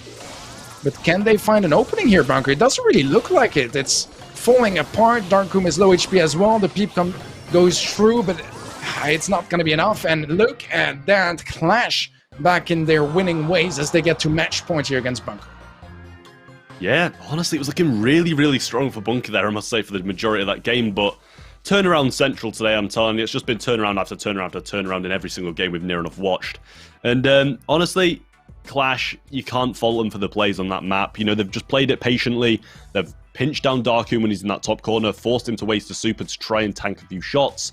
And that really just wasn't the best play to make, because he could have got directly back up into the same position and made something happen very comparable to what he got 60% off one push for. Yeah, absolutely. Yeah, this is definitely going to be very tough to come back from for Bunker as well, especially mentally after such a successful gem grab set. We'll see if they're able to catch up, but I mean, they still got their chances, right? I think for 80% of that game, they were the ones with the lead. They were the ones with more control in the favorable position.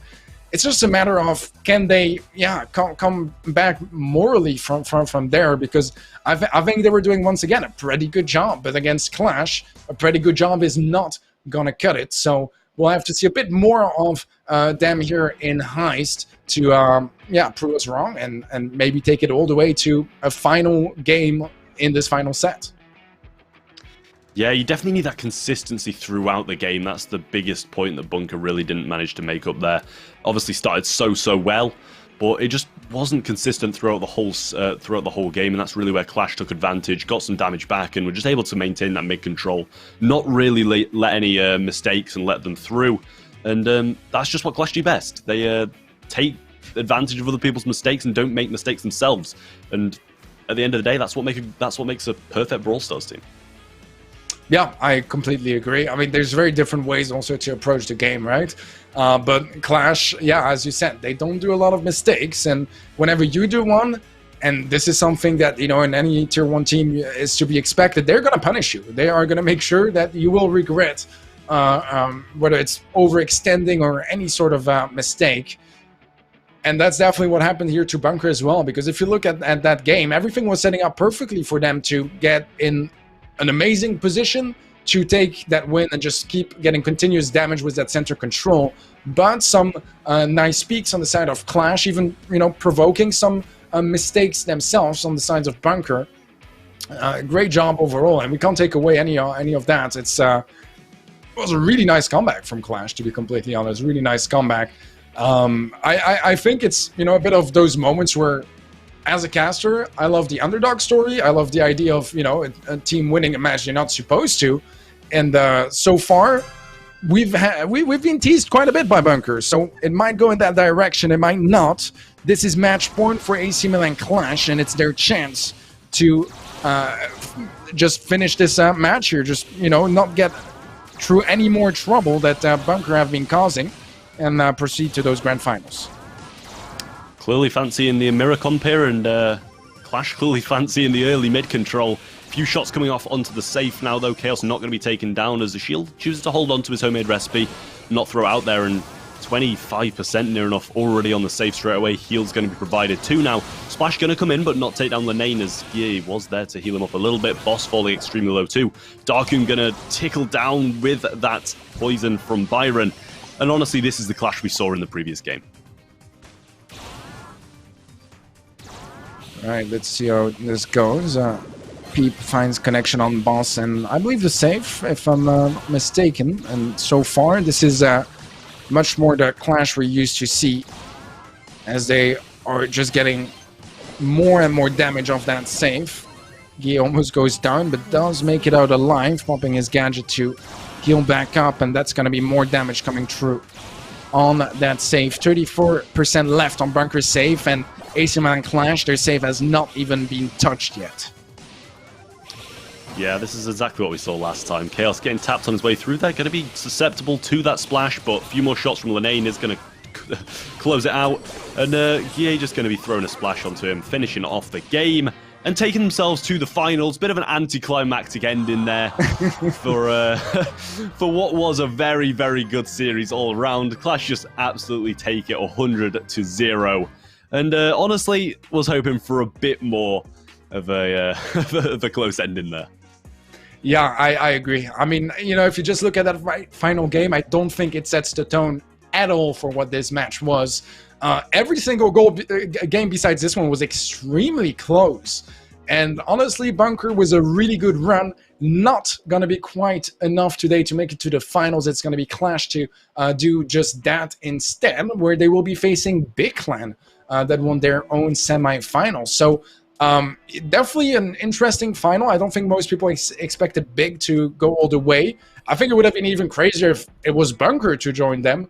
But maybe that will be a story for another time, as, yeah, once again, couldn't quite close it out. I think there was, in a lot of games, this problem of kind of closure, where they would start off with the lead and with the opening goal, and Brawl Ball was, a lot of control and a lot of damage advantage in Heist, but just not able to close the deal. Honestly, I don't think they're going to be too disappointed with that. I think Bunker are going to be pleased with the performance, pleased with how they presented themselves and got to the semi-finals. And to be honest, I feel like Bunker definitely deserved to go a bit further than this if they were in a different situation. But faced with AC Milan Clash, you've got to be pleased with the semi-final finish there, especially taking a set off them too. Let's take a quick look at the bracket now and look through Big and AC Milan Clash's runs to the final. Take it away, Teddy. All right, well, Big Clan had a bit of a tough journey, to be completely honest. EG and Esports, they did take them on very bravely, but more of a struggle against Genius Gene in the quarterfinals. But a win is a win, and semifinals were a bit of an upset as they took down EXO Free Agents, making their way to the grand finals of this qualifier. Clash on the right side of the bracket had to go through a pretty hard bracket as well, to be honest. MCES in the round of 16, that is a hot round of 16 match. Noble Elite up next was a 2-on victory, a bit of an interesting bounty set over there. But then they did take down Bunker Rog just now. And yeah, it was a bit of an interesting match as well that could really have gone either way. But once again, it does go the way of AC Milan Clash. So they make their way up into those grand finals where they will be facing Big Clan. Honestly, couldn't ask for a better final if there was any teams in this tournament. Big have played so well all the way through. AC Milan Clash on top of that too. some very, very close games if you see their run through. To be fair, though, we've had some 2-1s from, I guess, both of them in some very close games. But these are the two teams that have made it to the finals, and at that, I believe it's probably going to be a very, very good one as well.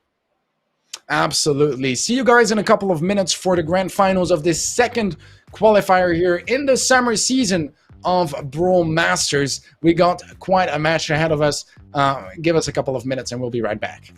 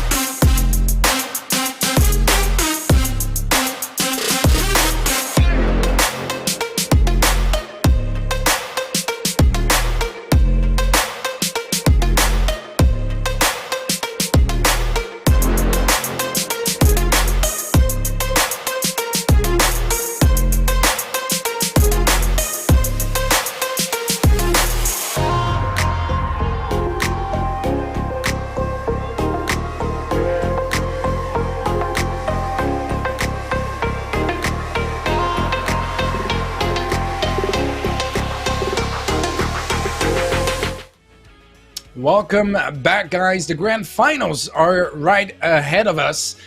We've had quite a bit of a day here, some amazing matches, some upsets left and right, but this is how it's going to end. Big versus AC Milan clash for our grand finals here, and our second qualifier of the summer season here for Brawl Masters. Yeah, this is a bit of an interesting turn of events. I don't think many of us expected Big to go this far and this convincingly as well.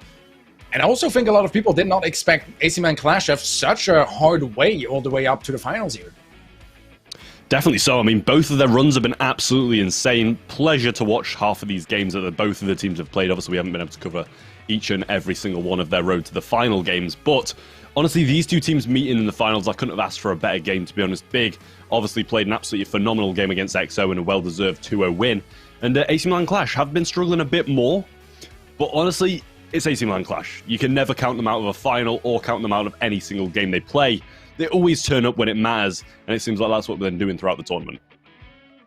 Yeah, absolutely. I mean, Clash, no matter the circumstances, they are going to be a threat. Any team that faces them, they're going to take that into account, and they will address it very carefully. Now, on paper, this is looking like a pretty decent final for Clash, but on the other side, we've seen Clash having some struggles earlier against both Noble Elite and later on against Bunker. Big Clan, they really impressed me today as well, and if they can keep playing at the level they have been playing recently, they are definitely a threat to do some real damage to Clash in the grand finals. Brawl and Hot Zone are going to be the bans here for Big. AC Milan Clash going for the Siege ban. This means that Heist on Kaboom Canyon is going to be map 1, pick off Clash. Bounty on Shooting Star, map 2, pick off Big. And Gem Grab on Minecart Madness as a decider. Sprout and Amber bans for Big Clan, and then Gene and Primo the bans for Clash. What are your initial thoughts? Yeah, honestly, I thought you'd finish speaking, sorry. Yeah, honestly though, you know, Gene and Primo going to be the ones that are banned no matter what's happening, to be honest. And then Sprout and Amber do seem a bit different to the usual bans of teams, to be honest, but you know, Big have been banning this Amber a lot, as you've been saying, clearly not too familiar with how it's played or enjoy playing it, that is, or playing against it, that as well. Sprout, it is a bit of a weird one to see banned, especially on the likes of Kaboom Canyon and Shooting Star, which really you don't see too much of. Obviously, it can sneak in a little bit into Shooting Star, but I feel like there's, well, I was going to say a fixed meta then, but we've seen a lot of difference from that today, so you can't count anything out, to be honest.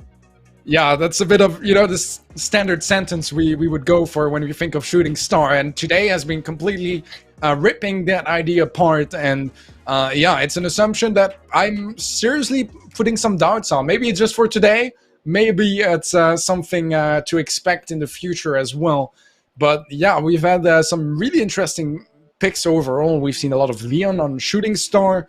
For the most part on the other maps, maybe a bit more classic stuff overall, but still a lot of variety in the brawlers we've been seeing. And obviously having ABBA rather than double bans, like blind bans, means no double bans, and that you have a bit more. You always have 4 brawlers banned, right? So a bit more ground covered when it comes down to the banning process.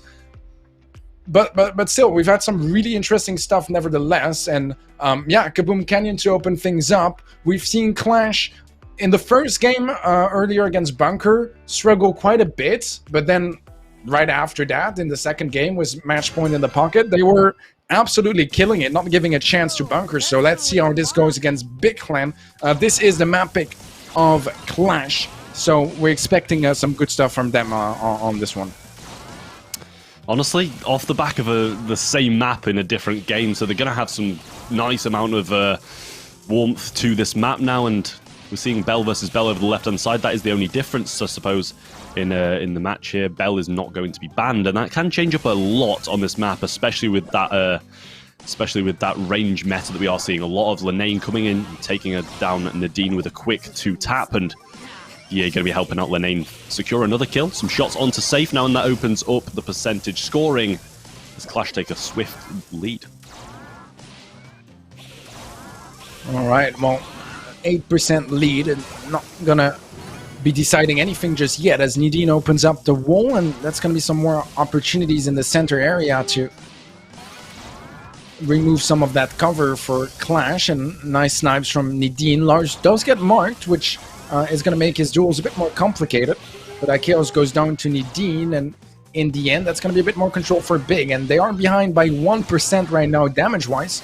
But one shot, then that would be enough to catch up. Lena and Nidine missing a couple of shots there. The first one to find a connection is going to start things off with a good situation. Lena is going to remain in that super from Nidine, and that's definitely going to cost him his life here. Nidine low HP, full strike Chaos, and now a bit of a chance for Big to build something up with that peep.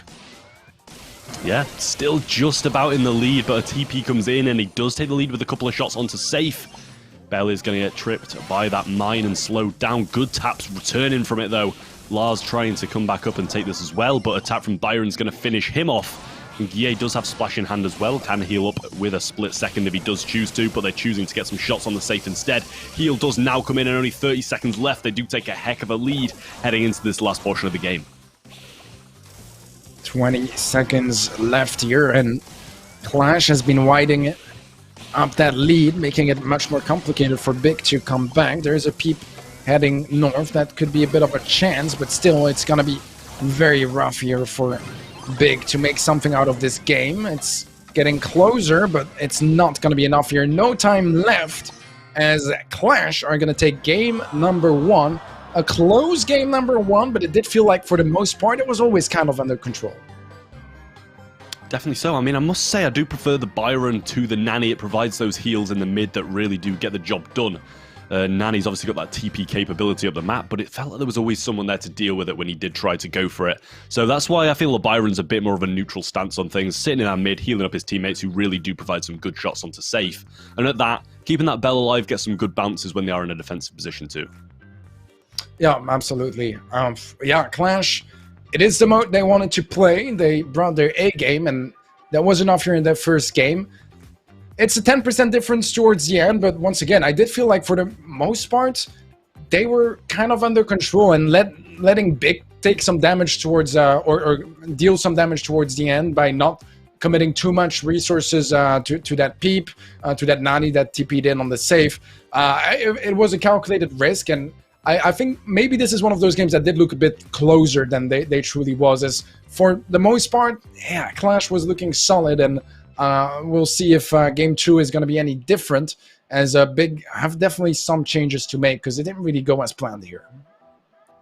Yeah, to be fair though, you know, the Nanny comp is very, very much, you know, a stable part of this meta, so I don't think we can really blame the comp, but I feel like the Nanny just didn't do as much as it's supposed to. You know, with that TP in, he only got a couple of shots guaranteed throughout near enough the whole game, and that kind of just mirrors the overall performance. You know, a good amount of damage, but just not enough to be able to take down Clash, who did have some good control towards the end of the game. But second game coming in now, Clash looking to try and secure this first set, and Big looking to try and fight it back. We are going to be seeing an early pickup from Guille over that side though, and Lars falling one shot too, and there goes the mid control straight to Clash.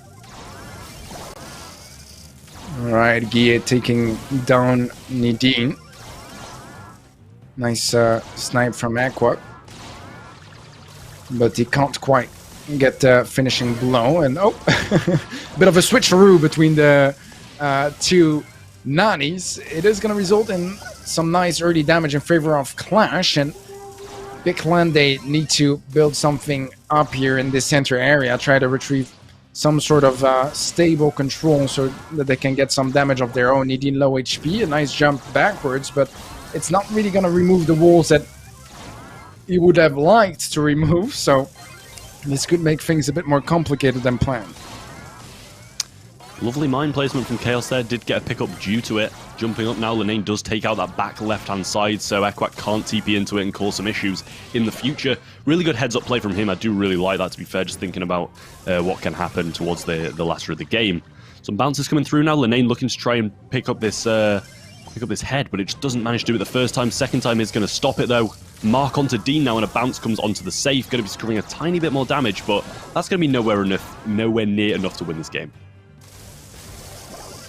Yeah, Lars goes down to Chaos, and things are not looking too great here for Big, as Chaos does go down, and that might be an opening they really needed here. Nidine He's going to survive that off, but he's going to get sniped by Lenon landing, and that's not exactly ideal here. It was already a bad situation, but it just got a bit worse, so the Peep can maybe get some much required damage, but it's a little too late here, and he goes down anyways. That's going to be Clash to take the first set here against Big Clan.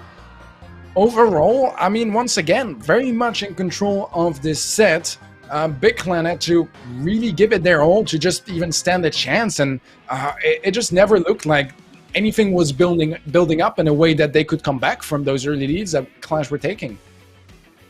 Yeah, honestly, it's just the mid-control at the start that really wins Clash these games. Getting some early secure damage really just makes it so Big have to push into them. You can control the mid all you like, but you've got to go for some offensive plays, get some damage onto the safe, and that's just what they're not allowing Big to do by having that early control. Just getting a bit of damage on, playing a bit more defensively on that mid line, and just keeping them from getting the damage, even with a Peep head. They did control it really well as well. Absolutely. Well, Clash looking very deadly in this first set. Bounties where they had some trouble earlier against Noble Elite, so maybe this is a chance for Big to try to exploit that. We'll see. Maybe they watched the broadcast as well and are going to go for the Leon as well, or just did their homework. I'm not sure what to expect here. It's definitely going to be interesting because I'm not sure if everyone is comfortable just bringing a Leon at this level of play in Bounty. It just feels like a brawler that you do need to practice before you can, bring it in, because it hasn't been meta for quite a while, so it's not like they're really used to bringing it up anymore. So, yeah, definitely an interesting set ahead of us. Also a chance for Clash to just go for a 2-0 sweep. And when you look at that, Big going for as traditional as it goes here on this map. If you would maybe remove Bonani, because that's not something we've seen in a long time. But look at that. The Brock here versus Tick doing wonders for Clash, but Nadine was a nice snipe to find the lead once more in favor of Big Clan. Peep coming in now as well, and the return sender maybe can finish that off, just narrowly staying alive on the side of Chaos there. Clash on the back foot still, blue star in hand though, so one kill, no matter who it is going to secure it regardless, even if they didn't have that. But Equine pushing too aggressively there, getting absolutely tapped by Chaos, who now has that Peep head too, looking to try and secure another kill onto someone if he can drone this out long enough and get it to connect to someone. Lars able to survive off that encounter. That would have been a bit of a problem if he went down, but problem still remains that lead. Guy not in a good position, gets sniped off, and that did feel like a bit of an unnecessary push there from Guy as he gets taken out, and now Big Clan suddenly they have a 2-star lead. Not the best situation for Clash now. Bit of a, as you say, over-aggression for no real reason, to be honest.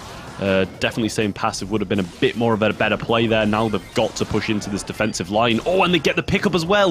I thought he had that return to send a pop, but I believe Chaos maybe hit him a split second before the Viper shot did come in, and that allowed him to just take that kill. Still blue star in favor though, and they've regardless got to get another kill in hand. Return to send a pop, going to be sending that right back, and a Peep available. Equax's got to be scared here, as I don't think he's got it available. Nadine's going to just survive, and he just gets away on 240. Jump in hand as well, but Lenane coming through, and Equax's going to pop a nanny super instead of healing, and that is going to be AC Milan Clash turning around the game.